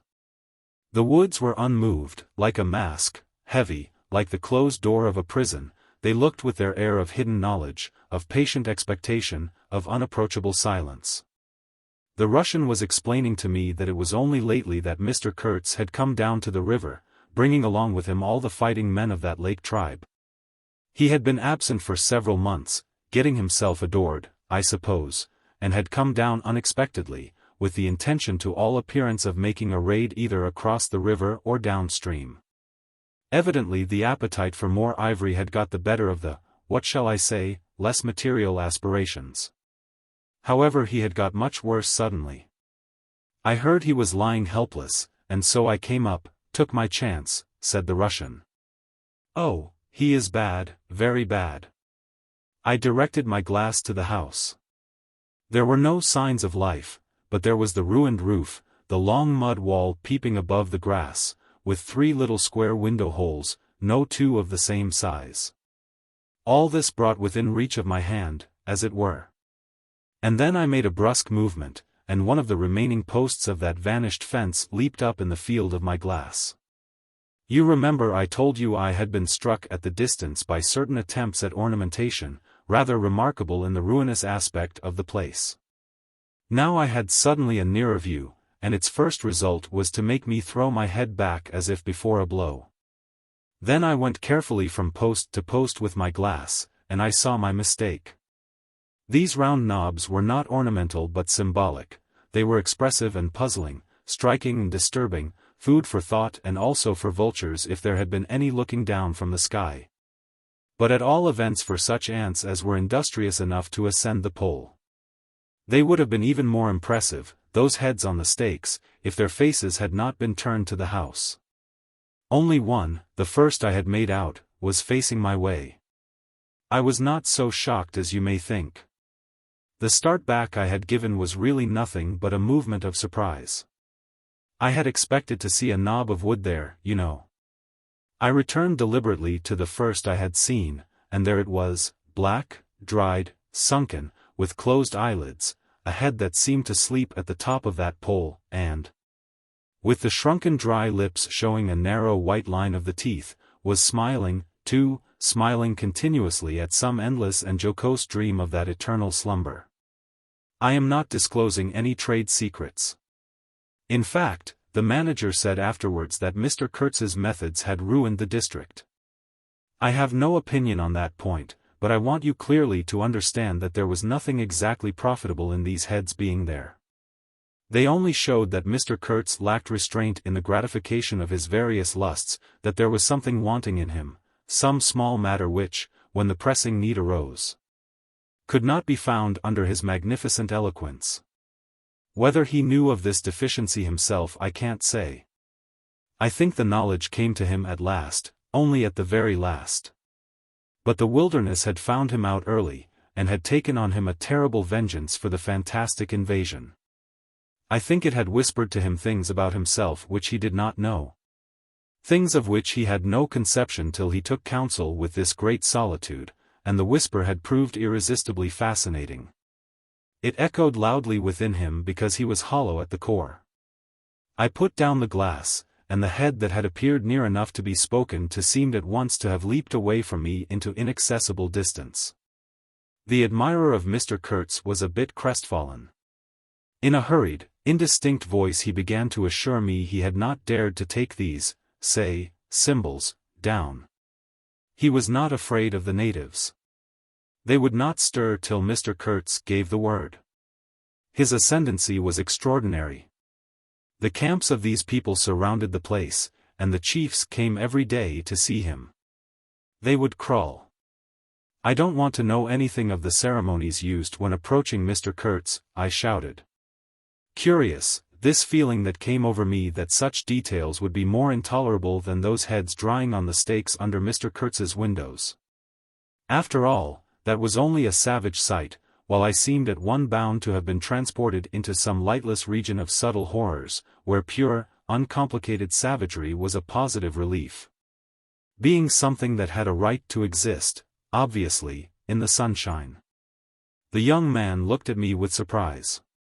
I suppose it did not occur to him that Mr. Kurtz was no idol of mine. He forgot I hadn't heard any of these splendid monologues on, what was it? On love, justice, conduct of life, or what not. If it had come to crawling before Mr. Kurtz, he crawled as much as the veriest savage of them all. I had no idea of the conditions, he said, these heads were the heads of rebels. I shocked him excessively by laughing. Rebels. What would be the next definition I was to hear? There had been enemies, criminals, workers, and these were rebels. Those rebellious heads looked very subdued to me on their sticks. You don't know how such a life tries a man like Kurtz, cried Kurtz's last disciple. Well, and you? I said. I am a simple man. I have no great thoughts. I want nothing from anybody. How can you compare me to? His feelings were too much for speech, and suddenly he broke down. I don't understand, he groaned. I've been doing my best to keep him alive, and that's enough. I had no hand in all this. I have no abilities. There hasn't been a drop of medicine or a mouthful of invalid food for months here. He was shamefully abandoned. A man like this, with such ideas. Shamefully. Shamefully. I haven't slept for the last 10 nights. His voice lost itself in the calm of the evening. The long shadows of the forest had slipped downhill while we talked, had gone far beyond the ruined hovel, beyond the symbolic row of stakes. All this was in the gloom, while we down there were yet in the sunshine, and the stretch of the river abreast of the clearing glittered in a still and dazzling splendor, with a murky and overshadowed bend above and below. Not a living soul was seen on the shore. The bushes did not rustle. Suddenly round the corner of the house a group of men appeared, as though they had come up from the ground. They waded waist-deep in the grass, in a compact body, bearing an improvised stretcher in their midst. Instantly, in the emptiness of the landscape, a cry arose whose shrillness pierced the still air like a sharp arrow flying straight to the very heart of the land. And, as if by enchantment, streams of human beings, of naked human beings, with spears in their hands, with bows, with shields, with wild glances and savage movements, were poured into the clearing by the dark-faced and pensive forest. The bushes shook, the grass swayed for a time, and then everything stood still in attentive immobility. "Now, if he does not say the right thing to them we are all done for," said the Russian at my elbow. The knot of men with the stretcher had stopped, too, halfway to the steamer, as if petrified. I saw the man on the stretcher sit up, lank and with an uplifted arm, above the shoulders of the bearers. "Let us hope that the man who can talk so well of love in general will find some particular reason to spare us this time," I said. I resented bitterly the absurd danger of our situation, as if to be at the mercy of that atrocious phantom had been a dishonoring necessity. I could not hear a sound, but through my glasses I saw the thin arm extended commandingly, the lower jaw moving. The eyes of that apparition shining darkly far in its bony head that nodded with grotesque jerks. Kurz, that means short in German, don't it? Well, the name was as true as everything else in his life, and death. He looked at least 7 feet long. His covering had fallen off, and his body emerged from it pitiful and appalling as from a winding sheet. I could see the cage of his ribs all astir, the bones of his arm waving. It was as though an animated image of death carved out of old ivory had been shaking its hand with menaces at a motionless crowd of men made of dark and glittering bronze. I saw him open his mouth wide. It gave him a weirdly voracious aspect, as though he had wanted to swallow all the air, all the earth, all the men before him. A deep voice reached me faintly. He must have been shouting. He fell back suddenly. The stretcher shook as the bearers staggered forward again, and almost at the same time I noticed that the crowd of savages was vanishing without any perceptible movement of retreat.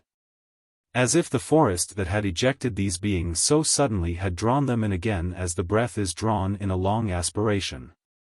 Some of the pilgrims behind the stretcher carried his arms, 2 shotguns, a heavy rifle, and a light revolver carbine, the thunderbolts of that pitiful Jupiter.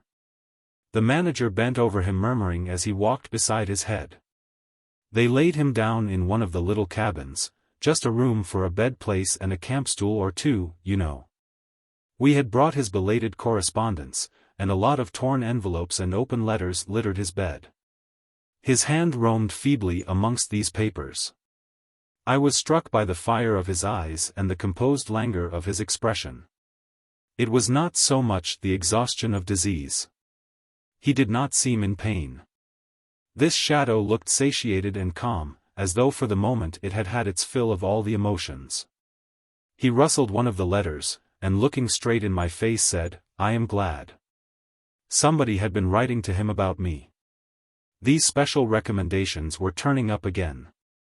The volume of tone he emitted without effort, almost without the trouble of moving his lips, amazed me. A voice. A voice. It was grave, profound, vibrating, while the man did not seem capable of a whisper. However, he had enough strength in him, factitious no doubt, to very nearly make an end of us, as you shall hear directly. The manager appeared silently in the doorway. I stepped out at once and he drew the curtain after me. The Russian, eyed curiously by the pilgrims, was staring at the shore. I followed the direction of his glance. Dark human shapes could be made out in the distance, flitting indistinctly against the gloomy border of the forest, and near the river 2 bronze figures, leaning on tall spears, stood in the sunlight under fantastic headdresses of spotted skins, warlike and still in statuesque repose. And from right to left along the lighted shore moved a wild and gorgeous apparition of a woman. She walked with measured steps, draped in striped and fringed cloths, treading the earth proudly, with a slight jingle and flash of barbarous ornaments. She carried her head high. Her hair was done in the shape of a helmet, she had brass leggings to the knee, brass wire gauntlets to the elbow, a crimson spot on her tawny cheek, innumerable necklaces of glass beads on her neck. Bizarre things, charms, gifts of witch men, that hung about her, glittered and trembled at every step. She must have had the value of several elephant tusks upon her. She was savage and superb, wild-eyed and magnificent, there was something ominous and stately in her deliberate progress. And in the hush that had fallen suddenly upon the whole sorrowful land, the immense wilderness, the colossal body of the fecund and mysterious life seemed to look at her, pensive, as though it had been looking at the image of its own tenebrous and passionate soul. She came abreast of the steamer, stood still, and faced us. Her long shadow fell to the water's edge. Her face had a tragic and fierce aspect of wild sorrow and of dumb pain mingled with the fear of some struggling, half-shaped resolve. She stood looking at us without a stir, and like the wilderness itself, with an air of brooding over an inscrutable purpose. A whole minute passed, and then she made a step forward. There was a low jingle, a glint of yellow metal, a sway of fringed draperies, and she stopped as if her heart had failed her. The young fellow by my side growled. The pilgrims murmured at my back. She looked at us all as if her life had depended upon the unswerving steadiness of her glance. Suddenly she opened her bared arms and threw them up rigid above her head, as though in an uncontrollable desire to touch the sky, and at the same time the swift shadows darted out on the earth, swept around on the river, gathering the steamer into a shadowy embrace. A formidable silence hung over the scene. She turned away slowly, walked on, following the bank, and passed into the bushes to the left. Once only her eyes gleamed back at us in the dusk of the thickets before she disappeared.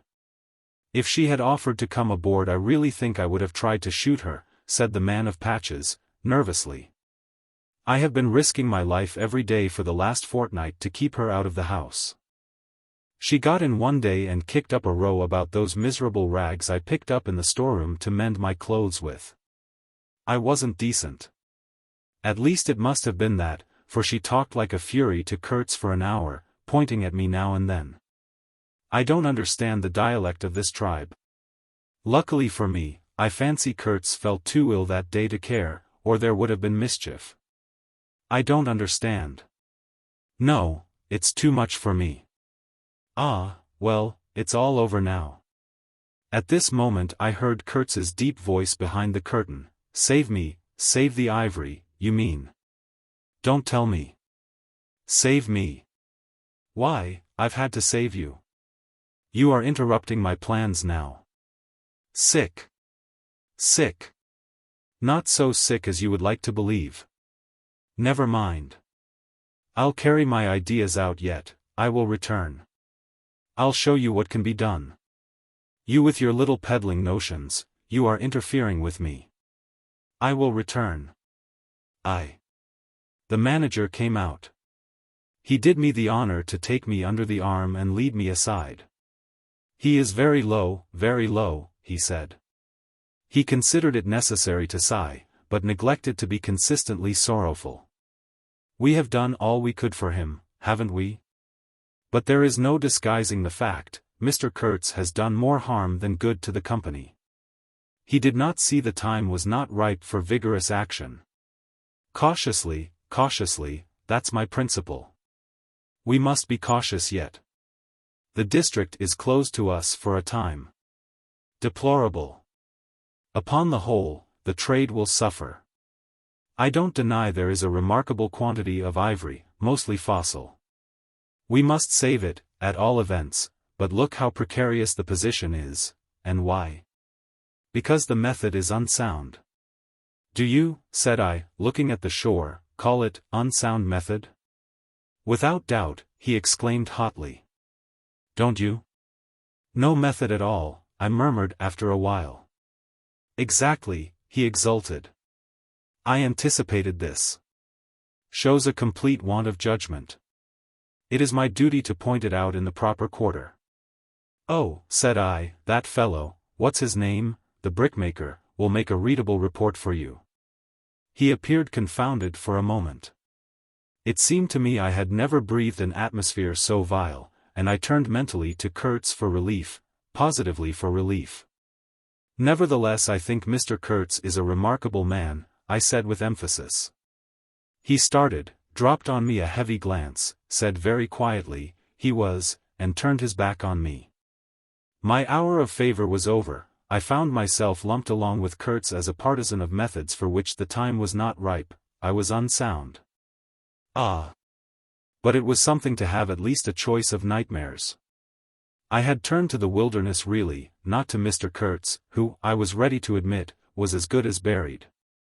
And for a moment it seemed to me as if I also were buried in a vast grave full of unspeakable secrets.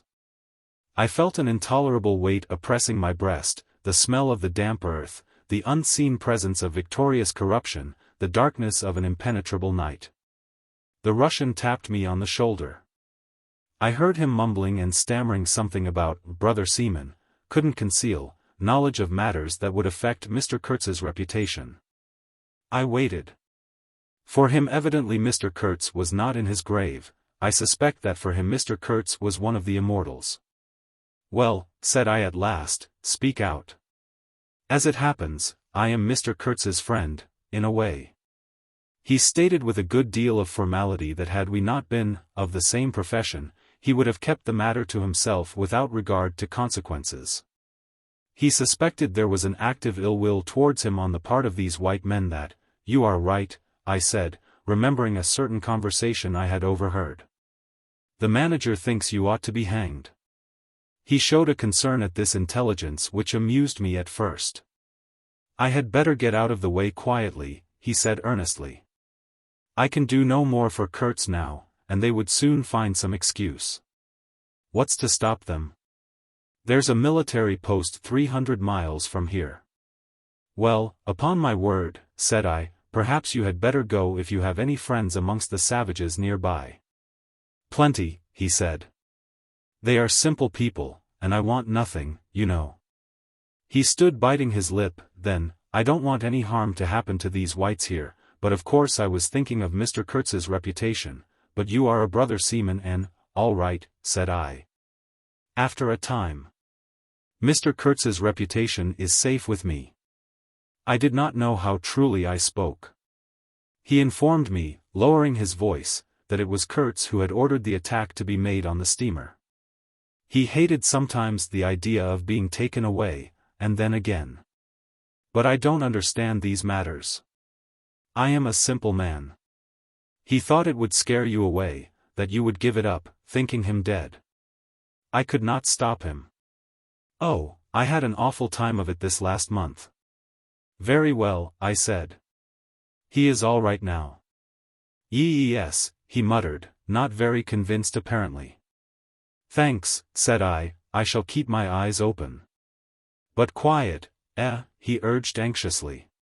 "It would be awful for his reputation if anybody here." I promised a complete discretion with great gravity.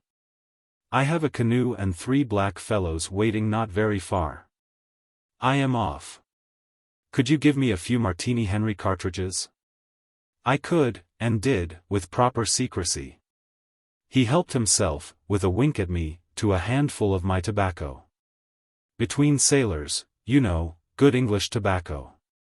At the door of the pilot-house he turned round. "I say, haven't you a pair of shoes you could spare?" He raised one leg. "Look." The soles were tied with knotted strings sandalwise under his bare feet. I rooted out an old pair, at which he looked with admiration before tucking it under his left arm. One of his pockets, bright red, was bulging with cartridges, from the other, dark blue, peeped Towson's inquiry, etc., etc. He seemed to think himself excellently well equipped for a renewed encounter with the wilderness. Ah! I'll never meet such a man again. You ought to have heard him recite poetry, his own, too, it was, he told me. Poetry. He rolled his eyes at the recollection of these delights. "Oh," he enlarged my mind. "Goodbye," said I. He shook hands and vanished in the night. Sometimes I ask myself whether I had ever really seen him, whether it was possible to meet such a phenomenon. When I woke up shortly after midnight, his warning came to my mind with its hint of danger that seemed, in the starred darkness, real enough to make me get up for the purpose of having a look round. On the hill a big fire burned, illuminating fitfully a crooked corner of the station house. One of the agents, with a picket of a few of our blacks, armed for the purpose, was keeping guard over the ivory. But deep within the forest, red gleams that wavered, that seemed to sink and rise from the ground amongst confused columnar shapes of intense blackness, showed the exact position of the camp where Mr. Kurtz's adorers were keeping their uneasy vigil. The monotonous beating of a big drum filled the air with muffled shocks and a lingering vibration. A steady droning sound of many men chanting each to himself some weird incantation came out from the black, flat wall of the woods as the humming of bees comes out of a hive, and had a strange narcotic effect upon my half-awake senses. I believe I dozed off leaning over the rail, till an abrupt burst of yells, an overwhelming outbreak of a pent-up and mysterious frenzy, woke me up in a bewildered wonder. It was cut short all at once, and the low droning went on with an effect of audible and soothing silence. I glanced casually into the little cabin. A light was burning within, but Mr. Kurtz was not there. I think I would have raised an outcry if I had believed my eyes. But I didn't believe them at first, the thing seemed so impossible. The fact is, I was completely unnerved by a sheer blank fright, pure abstract terror, unconnected with any distinct shape of physical danger. What made this emotion so overpowering was, how shall I define it? The moral shock I received, as if something altogether monstrous, intolerable to thought and odious to the soul, had been thrust upon me unexpectedly. This lasted of course the merest fraction of a second, and then the usual sense of commonplace, deadly danger, the possibility of a sudden onslaught and massacre, or something of the kind, which I saw impending, was positively welcome and composing. It pacified me, in fact, so much that I did not raise an alarm. There was an agent buttoned up inside an ulster and sleeping on a chair on deck within 3 feet of me. The yells had not awakened him, he snored very slightly. I left him to his slumbers and leaped ashore. I did not betray Mr. Kurtz, it was ordered I should never betray him, it was written I should be loyal to the nightmare of my choice. I was anxious to deal with this shadow by myself alone, and to this day I don't know why I was so jealous of sharing with anyone the peculiar blackness of that experience.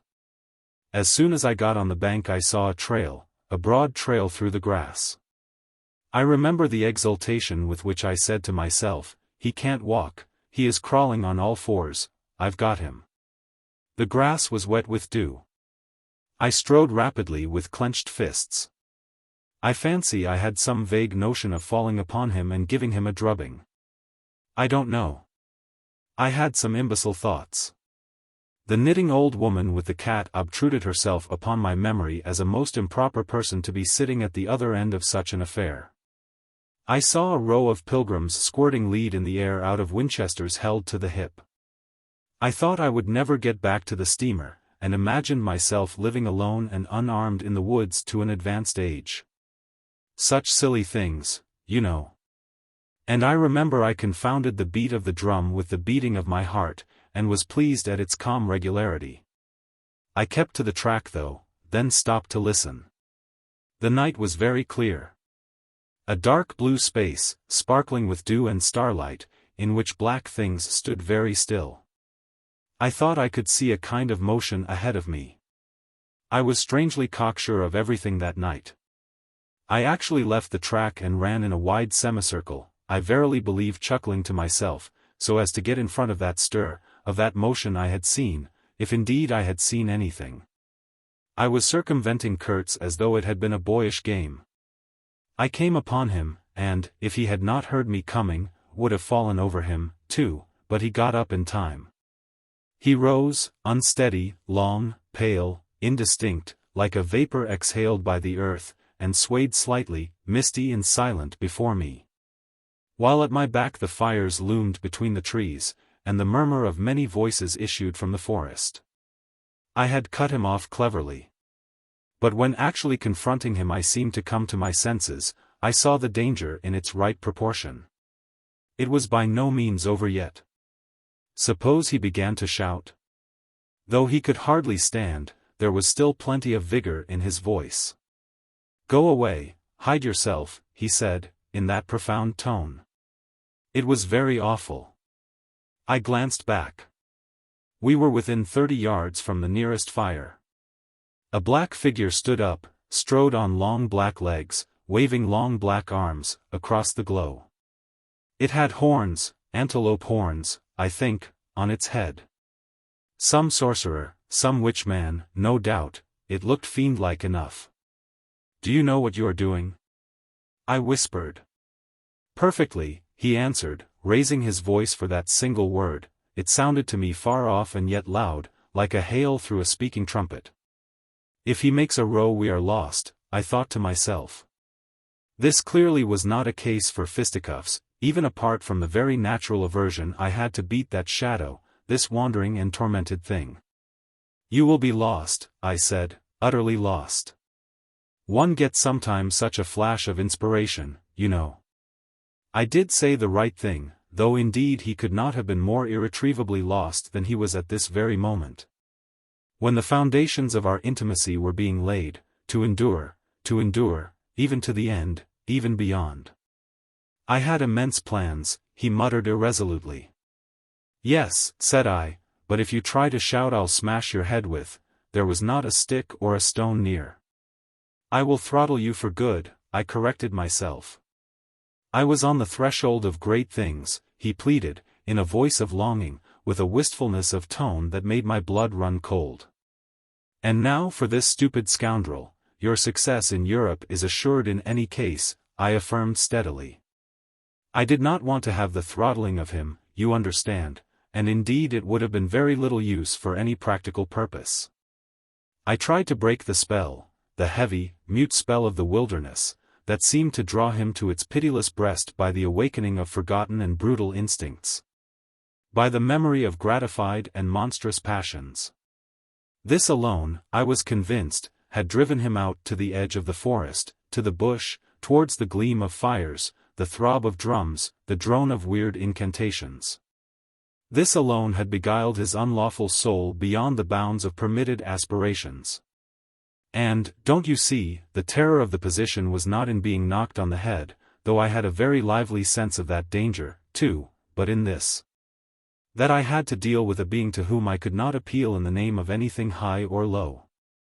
I had, even like the niggers, to invoke him, himself, his own exalted and incredible degradation. There was nothing either above or below him, and I knew it.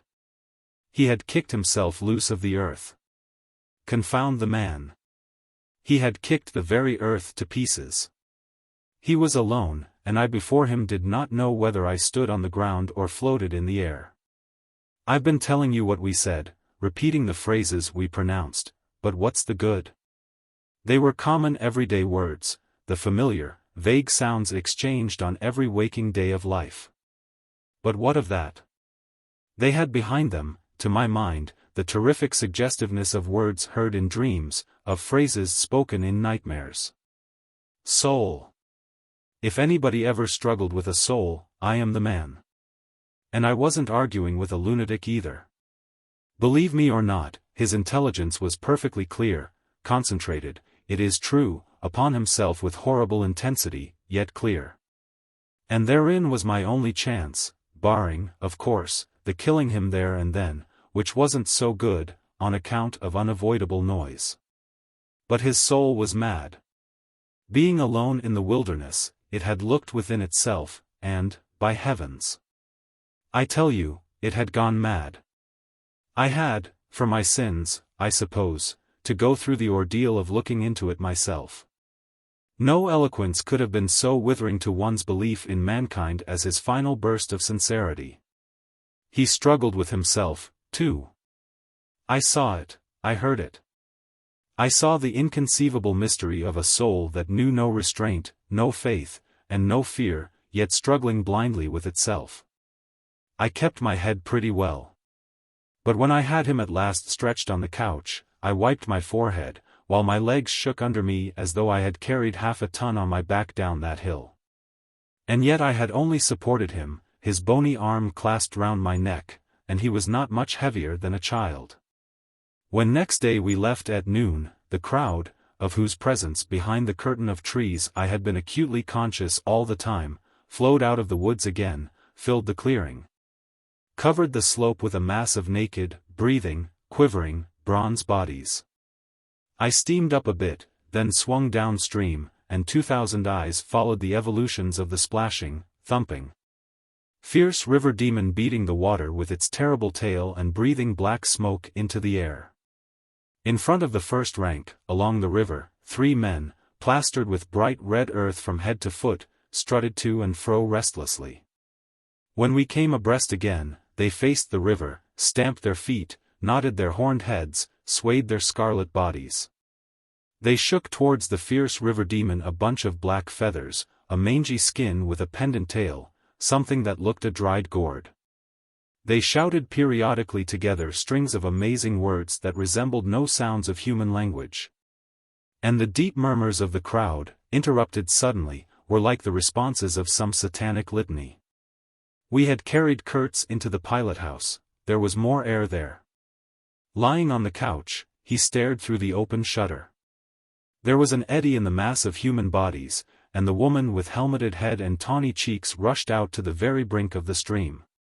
She put out her hands, shouted something, and all that wild mob took up the shout in a roaring chorus of articulated, rapid, breathless utterance.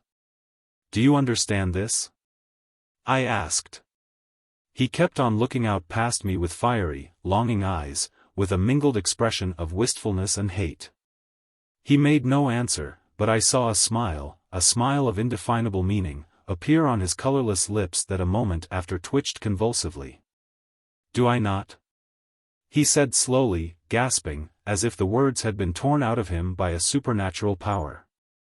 I pulled the string of the whistle, and I did this because I saw the pilgrims on deck getting out their rifles with an air of anticipating a jolly lark. At the sudden screech there was a movement of abject terror through that wedged mass of bodies. Don't you frighten them away," cried someone on deck disconsolately. I pulled the string time after time. They broke and ran, they leaped, they crouched, they swerved, they dodged the flying terror of the sound. The 3 red chaps had fallen flat, face down on the shore, as though they had been shot dead. Only the barbarous and superb woman did not so much as flinch, and stretched tragically her bare arms after us over the somber and glittering river. And then that imbecile crowd down on the deck started their little fun, and I could see nothing more for smoke. The brown current ran swiftly out of the heart of darkness, bearing us down towards the sea with twice the speed of our upward progress. And Kurtz's life was running swiftly, too, ebbing out of his heart into the sea of inexorable time. The manager was very placid, he had no vital anxieties now, he took us both in with a comprehensive and satisfied glance. The affair had come off as well as could be wished. I saw the time approaching when I would be left alone of the party of unsound method. The pilgrims looked upon me with disfavor. I was, so to speak, numbered with the dead. It is strange how I accepted this unforeseen partnership, this choice of nightmares forced upon me in the tenebrous land invaded by these mean and greedy phantoms. Kurtz discoursed. A voice. A voice. It rang deep to the very last. It survived his strength to hide in the magnificent folds of eloquence the barren darkness of his heart. Oh, he struggled. He struggled. The wastes of his weary brain were haunted by shadowy images now, images of wealth and fame revolving obsequiously round his unextinguishable gift of noble and lofty expression. My intended, my station, my career, my ideas, these were the subjects for the occasional utterances of elevated sentiments. The shade of the original Kurtz frequented the bedside of the hollow sham, whose fate it was to be buried presently in the mold of primeval earth. But both the diabolic love and the unearthly hate of the mysteries it had penetrated fought for the possession of that soul satiated with primitive emotions, avid of lying fame, of sham distinction, of all the appearances of success and power. Sometimes he was contemptibly childish. He desired to have kings meet him at railway stations on his return from some ghastly nowhere, where he intended to accomplish great things. You show them you have in you something that is really profitable, and then there will be no limits to the recognition of your ability, he would say. Of course you must take care of the motives, right motives, always. The long reaches that were like one and the same reach, monotonous bends that were exactly alike. Slipped past the steamer with their multitude of secular trees looking patiently after this grimy fragment of another world, the forerunner of change, of conquest, of trade, of massacres, of blessings. I looked ahead, piloting. "Close the shutter," said Kurtz suddenly one day, "I can't bear to look at this." I did so. There was a silence. "Oh, but I will wring your heart yet," he cried at the invisible wilderness. We broke down, as I had expected, and had to lie up for repairs at the head of an island. This delay was the first thing that shook Kurtz's confidence. One morning he gave me a packet of papers and a photograph, the lot tied together with a shoestring. "Keep this for me," he said. "This noxious fool," meaning the manager, "is capable of prying into my boxes when I am not looking." In the afternoon I saw him. He was lying on his back with closed eyes, and I withdrew quietly, but I heard him mutter, "Live rightly, die, die." I listened. There was nothing more. Was he rehearsing some speech in his sleep, or was it a fragment of a phrase from some newspaper article? He had been writing for the papers and meant to do so again, for the furthering of my ideas. It's a duty. His was an impenetrable darkness. I looked at him as you peer down at a man who is lying at the bottom of a precipice where the sun never shines. But I had not much time to give him, because I was helping the engine driver to take to pieces the leaky cylinders, to straighten a bent connecting rod, and in other such matters. I lived in an infernal mess of rust, filings, nuts, bolts, spanners, hammers, ratchet drills, things I abominate, because I don't get on with them. I tended the little forge we fortunately had aboard. I toiled wearily in a wretched scrap heap, unless I had the shakes too bad to stand. One evening coming in with a candle I was startled to hear him say a little tremulously, "I am lying here in the dark waiting for death." The light was within a foot of his eyes. I forced myself to murmur, "Oh, nonsense," and stood over him as if transfixed. Anything approaching the change that came over his features I have never seen before, and hope never to see again. Oh, I wasn't touched. I was fascinated. It was as though a veil had been rent. I saw on that ivory face the expression of somber pride, of ruthless power, of craven terror, of an intense and hopeless despair. Did he live his life again in every detail of desire, temptation, and surrender during that supreme moment of complete knowledge? He cried in a whisper at some image, at some vision. He cried out twice, a cry that was no more than a breath. The horror! The horror! I blew the candle out and left the cabin. The pilgrims were dining in the mess room, and I took my place opposite the manager, who lifted his eyes to give me a questioning glance, which I successfully ignored. He leaned back, serene, with that peculiar smile of his sealing the unexpressed depths of his meanness. A continuous shower of small flies streamed upon the lamp, upon the cloth, upon our hands and faces.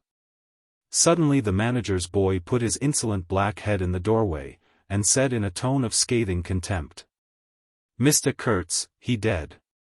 All the pilgrims rushed out to see. I remained, and went on with my dinner.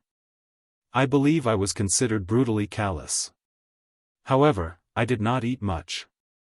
There was a lamp in there, light, don't you know, and outside it was so beastly dark.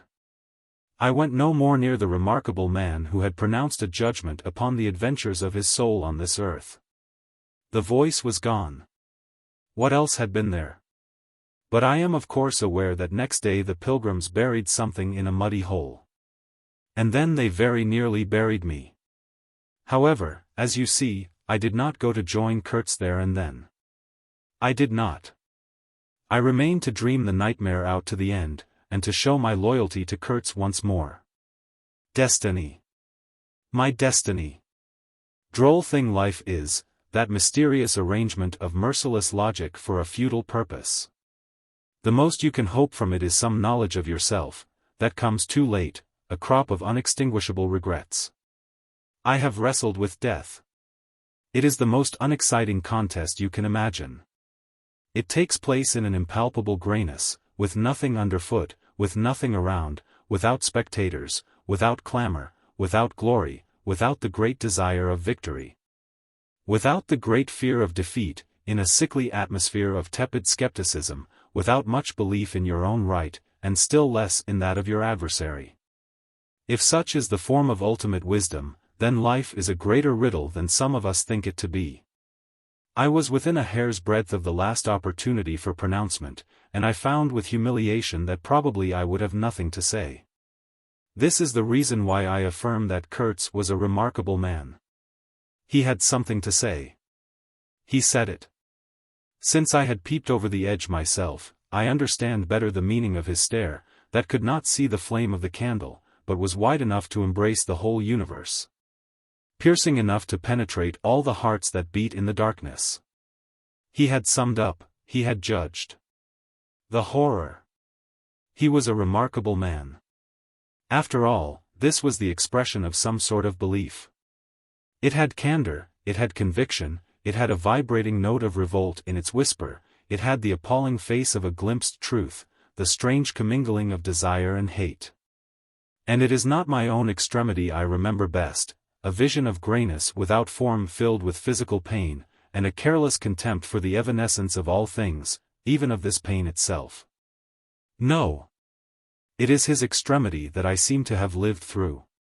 True, he had made that last stride, he had stepped over the edge, while I had been permitted to draw back my hesitating foot. And perhaps in this is the whole difference. Perhaps all the wisdom, and all truth, and all sincerity, are just compressed into that inappreciable moment of time in which we step over the threshold of the invisible. Perhaps. I like to think my summing up would not have been a word of careless contempt. Better his cry, much better. It was an affirmation, a moral victory paid for by innumerable defeats, by abominable terrors, by abominable satisfactions. But it was a victory. That is why I have remained loyal to Kurtz to the last, and even beyond, when a long time after I heard once more, not his own voice, but the echo of his magnificent eloquence thrown to me from a soul as translucently pure as a cliff of crystal. No, they did not bury me, though there is a period of time which I remember mistily, with a shuddering wonder, like a passage through some inconceivable world that had no hope in it and no desire. I found myself back in the sepulchral city resenting the sight of people hurrying through the streets to filch a little money from each other, to devour their infamous cookery, to gulp their unwholesome beer, to dream their insignificant and silly dreams. They trespassed upon my thoughts. They were intruders whose knowledge of life was to me an irritating pretense, because I felt so sure they could not possibly know the things I knew. Their bearing, which was simply the bearing of commonplace individuals going about their business in the assurance of perfect safety, was offensive to me like the outrageous flauntings of folly in the face of a danger it is unable to comprehend. I had no particular desire to enlighten them, but I had some difficulty in restraining myself from laughing in their faces so full of stupid importance. I dare say I was not very well at that time. I tottered about the streets. There were various affairs to settle, grinning bitterly at perfectly respectable persons. I admit my behavior was inexcusable, but then my temperature was seldom normal in these days. My dear aunt's endeavors to nurse up my strength seemed altogether beside the mark. It was not my strength that wanted nursing, it was my imagination that wanted soothing. I kept the bundle of papers given me by Kurtz, not knowing exactly what to do with it. His mother had died lately, watched over, as I was told, by his intended A clean-shaved man, with an official manner and wearing gold-rimmed spectacles, called on me one day and made inquiries, at first circuitous, afterwards suavely pressing, about what he was pleased to denominate certain documents. I was not surprised, because I had had 2 rows with the manager on the subject out there. I had refused to give up the smallest scrap out of that package, and I took the same attitude with the spectacled man. He became darkly menacing at last, and with much heat argued that the company had the right to every bit of information about its territories. And said he, Mr. Kurtz's knowledge of unexplored regions must have been necessarily extensive and peculiar, owing to his great abilities and to the deplorable circumstances in which he had been placed. Therefore, I assured him Mr. Kurtz's knowledge, however extensive, did not bear upon the problems of commerce or administration. He invoked then the name of science. It would be an incalculable loss if, etc., etc. I offered him the report on the suppression of savage customs, with the postscriptum torn off. He took it up eagerly, but ended by sniffing at it with an air of contempt. This is not what we had a right to expect, he remarked. Expect nothing else, I said. There are only private letters. He withdrew upon some threat of legal proceedings, and I saw him no more. But another fellow, calling himself Kurtz's cousin, appeared 2 days later, and was anxious to hear all the details about his dear relative's last moments. Incidentally, he gave me to understand that Kurtz had been essentially a great musician. There was the making of an immense success, said the man, who was an organist, I believe, with lank grey hair flowing over a greasy coat collar. I had no reason to doubt his statement. And to this day I am unable to say what was Kurtz's profession, whether he ever had any, which was the greatest of his talents. I had taken him for a painter who wrote for the papers, or else for a journalist who could paint, but even the cousin, who took snuff during the interview, could not tell me what he had been, exactly. He was a universal genius. On that point I agreed with the old chap, who thereupon blew his nose noisily into a large cotton handkerchief and withdrew in senile agitation, bearing off some family letters and memoranda without importance. Ultimately, a journalist anxious to know something of the fate of his dear colleague turned up. This visitor informed me Kurtz's proper sphere ought to have been politics on the popular side. He had furry straight eyebrows, bristly hair cropped short, an eyeglass on a broad ribbon, and, becoming expansive, confessed his opinion that Kurtz really couldn't write a bit, but heavens, how that man could talk! He electrified large meetings. He had faith, don't you see, he had the faith. He could get himself to believe anything, anything. He would have been a splendid leader of an extreme party. What party? I asked. Any party, answered the other. He was an extremist. Did I not think so? I assented. Did I know, he asked, with a sudden flash of curiosity, what it was that had induced him to go out there? Yes, said I, and forthwith handed him the famous report for publication, if he thought fit. He glanced through it hurriedly, mumbling all the time, judged it would do, and took himself off with this plunder. Thus I was left at last with a slim packet of letters and the girl's portrait. She struck me as beautiful, I mean she had a beautiful expression. I know that the sunlight can be made to lie, too, yet one felt that no manipulation of light and pose could have conveyed the delicate shade of truthfulness upon those features. She seemed ready to listen without mental reservation, without suspicion, without a thought for herself. I concluded I would go and give her back her portrait and those letters myself. Curiosity? Yes, and also some other feeling perhaps. All that had been Kurtz's had passed out of my hands, his soul, his body, his station, his plans, his ivory, his career. There remained only his memory and his intended, and I wanted to give that up, too, to the past. In a way, to surrender personally all that remained of him with me to that oblivion which is the last word of our common fate. I don't defend myself. I had no clear perception of what it was I really wanted.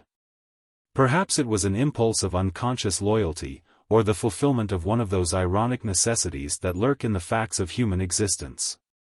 I don't know. I can't tell. But I went. I thought his memory was like the other memories of the dead that accumulate in every man's life, a vague impress on the brain of shadows that had fallen on it in their swift and final passage. But before the high and ponderous door, between the tall houses of a street as still and decorous as a well-kept alley in a cemetery, I had a vision of him on the stretcher, opening his mouth voraciously, as if to devour all the earth with all its mankind. He lived then before me, he lived as much as he had ever lived, a shadow insatiable of splendid appearances, of frightful realities. A shadow darker than the shadow of the night, and draped nobly in the folds of a gorgeous eloquence. The vision seemed to enter the house with me, the stretcher, the phantom-bearers, the wild crowd of obedient worshippers, the gloom of the forests, the glitter of the reach between the murky bends. The beat of the drum, regular and muffled like the beating of a heart, the heart of a conquering darkness. It was a moment of triumph for the wilderness, an invading and vengeful rush which, it seemed to me, I would have to keep back alone for the salvation of another soul. And the memory of what I had heard him say afar there, with the horned shapes stirring at my back, in the glow of fires, within the patient woods, those broken phrases came back to me. Were heard again in their ominous and terrifying simplicity. I remembered his abject pleading, his abject threats, the colossal scale of his vile desires, the meanness, the torment, the tempestuous anguish of his soul. And later on I seemed to see his collected languid manner, when he said one day, "This lot of ivory now is really mine. The company did not pay for it. I collected it myself at a very great personal risk. I am afraid they will try to claim it as theirs though. It is a difficult case. What do you think I ought to do? Resist? I want no more than justice." He wanted no more than justice, no more than justice. I rang the bell before a mahogany door on the first floor, and while I waited he seemed to stare at me out of the glassy panel, stare with that wide and immense stare embracing, condemning, loathing all the universe. I seemed to hear the whispered cry, "The horror! The horror!" The dusk was falling. I had to wait in a lofty drawing room with 3 long windows from floor to ceiling that were like 3 luminous and bed-raped columns. The bent gilt legs and backs of the furniture shone in indistinct curves. The tall marble fireplace had a cold and monumental whiteness. A grand piano stood massively in a corner, with dark gleams on the flat surfaces like a somber and polished sarcophagus. A high door opened, closed. I rose. She came forward, all in black, with a pale head, floating towards me in the dusk. She was in mourning. It was more than a year since his death, more than a year since the news came. She seemed as though she would remember and mourn forever. She took both my hands in hers and murmured, "I had heard you were coming." I noticed she was not very young, I mean not girlish. She had a mature capacity for fidelity, for belief, for suffering. The room seemed to have grown darker, as if all the sad light of the cloudy evening had taken refuge on her forehead. This fair hair, this pale visage, this pure brow, seemed surrounded by an ashy halo from which the dark eyes looked out at me. Their glance was guileless, profound, confident, and trustful. She carried her sorrowful head as though she were proud of that sorrow, as though she would say, I alone know how to mourn for him as he deserves." But while we were still shaking hands, such a look of awful desolation came upon her face that I perceived she was one of those creatures that are not the playthings of time. For her he had died only yesterday. And, by Jove! The impression was so powerful that for me, too, he seemed to have died only yesterday, nay, this very minute. I saw her and him in the same instant of time, his death and her sorrow. I saw her sorrow in the very moment of his death. Do you understand? I saw them together, I heard them together. She had said, with a deep catch of the breath, "I have survived," while my strained ears seemed to hear distinctly, mingled with her tone of despairing regret, the summing up whisper of his eternal condemnation. I asked myself what I was doing there, with a sensation of panic in my heart, as though I had blundered into a place of cruel and absurd mysteries and not fit for a human being to behold. She motioned me to a chair. We sat down. I laid the packet gently on the little table, and she put her hand over it. "You knew him well," she murmured, after a moment of mourning silence. "Intimacy grows quickly out there," I said. "I knew him as well as it is possible for one man to know another."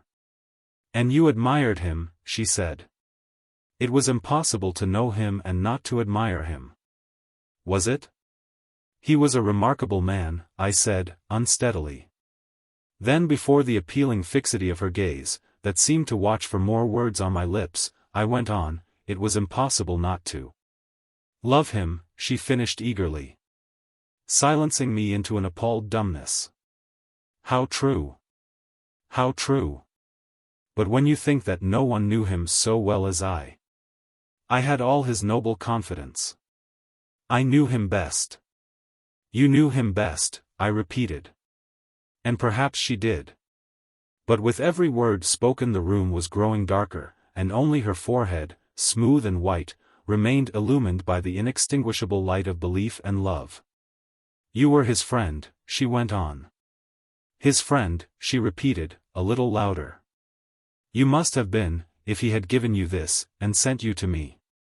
I feel I can speak to you, and oh, I must speak. I want you, you who have heard his last words, to know I have been worthy of him. It is not pride. Yes. I am proud to know I understood him better than anyone on earth, he told me so himself. And since his mother died I have had no one, to. I listened. The darkness deepened. I was not even sure whether he had given me the right bundle. I rather suspect he wanted me to take care of another batch of his papers which, after his death, I saw the manager examining under the lamp. And the girl talked, easing her pain in the certitude of my sympathy. She talked as thirsty men drink. I had heard that her engagement with Kurtz had been disapproved by her people. He wasn't rich enough or something. And indeed I don't know whether he had not been a pauper all his life. He had given me some reason to infer that it was his impatience of comparative poverty that drove him out there. Who was not his friend who had heard him speak once, she was saying. He drew men towards him by what was best in them. She looked at me with intensity. It is the gift of the great, she went on, and the sound of her low voice seemed to have the accompaniment of all the other sounds, full of mystery, desolation, and sorrow. I had ever heard, the ripple of the river, the soughing of the trees swayed by the wind, the murmurs of the crowds, the faint ring of incomprehensible words cried from afar. The whisper of a voice speaking from beyond the threshold of an eternal darkness. But you have heard him. You know, she cried. Yes, I know, I said with something like despair in my heart, but bowing my head before the faith that was in her. Before that great and saving illusion that shone with an unearthly glow in the darkness. In the triumphant darkness from which I could not have defended her, from which I could not even defend myself. What a loss to me, to us. She corrected herself with beautiful generosity, then added in a murmur, to the world. By the last gleams of twilight I could see the glitter of her eyes, full of tears that would not fall. I have been very happy, very fortunate, very proud, she went on. Too fortunate. Too happy for a little while. And now I am unhappy for life. She stood up, her fair hair seemed to catch all the remaining light in a glimmer of gold. I rose, too. And of all this, she went on mournfully, of all his promise, and of all his greatness, of his generous mind, of his noble heart, nothing remains, nothing but a memory. You and I. We shall always remember him, I said hastily. No, she cried. It is impossible that all this should be lost, that such a life should be sacrificed to leave nothing but sorrow. You know what vast plans he had. I knew of them, too, I could not perhaps understand, but others knew of them. Something must remain. His words, at least, have not died. His words will remain, I said. And his example, she whispered to herself. Men looked up to him, his goodness shone in every act. His example. True, I said, his example, too. Yes, his example. I forgot that. But I do not. I cannot believe, not yet. I cannot believe that I shall never see him again, that nobody will see him again, never, never, never. She put out her arms as if after a retreating figure, stretching them back and with clasped pale hands across the fading and narrow sheen of the window. Never see him. I saw him clearly enough then. I shall see this eloquent phantom as long as I live, and I shall see her, too, a tragic and familiar shade, resembling in this gesture another one, tragic also, and bedecked with powerless charms.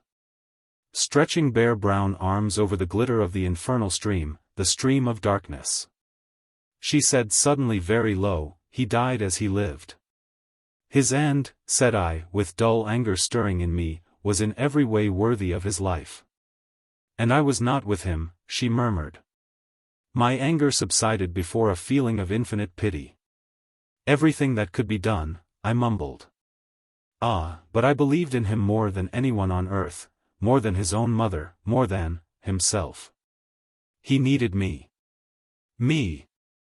I would have treasured every sigh, every word, every sign, every glance. I felt like a chill grip on my chest. Don't, I said, in a muffled voice. Forgive me. I have mourned so long in silence, in silence. You were with him, to the last? I think of his loneliness. Nobody near to understand him as I would have understood. Perhaps no one to hear. To the very end, I said, shakily. I heard his very last words. I stopped in a fright. Repeat them, she murmured in a heartbroken tone. I want, something, to live with. I was on the point of crying at her, don't you hear them? The dusk was repeating them in a persistent whisper all around us, in a whisper that seemed to swell menacingly like the first whisper of a rising wind. The horror. The horror. His last word, to live with, she insisted. Don't you understand? I loved him, I loved him, I loved him. I pulled myself together and spoke slowly. The last word he pronounced was, your name. I heard a light sigh and then my heart stood still, stopped dead short by an exulting and terrible cry, by the cry of inconceivable triumph and of unspeakable pain. I knew it, I was sure. She knew. She was sure. I heard her weeping, she had hidden her face in her hands. It seemed to me that the house would collapse before I could escape, that the heavens would fall upon my head. But nothing happened. The heavens do not fall for such a trifle. Would they have fallen, I wonder, if I had rendered Kurtz that justice which was his due? Hadn't he said he wanted only justice? But I couldn't. I could not tell her. It would have been too dark altogether. Marlow ceased, and sat apart, indistinct and silent, in the pose of a meditating Buddha. Nobody moved for a time. We have lost the first of the ebb, said the director suddenly. I raised my head. The offing was barred by a black bank of clouds. And the tranquil waterway leading to the uttermost ends of the earth flowed somber under an overcast sky, seemed to lead into the heart of an immense darkness.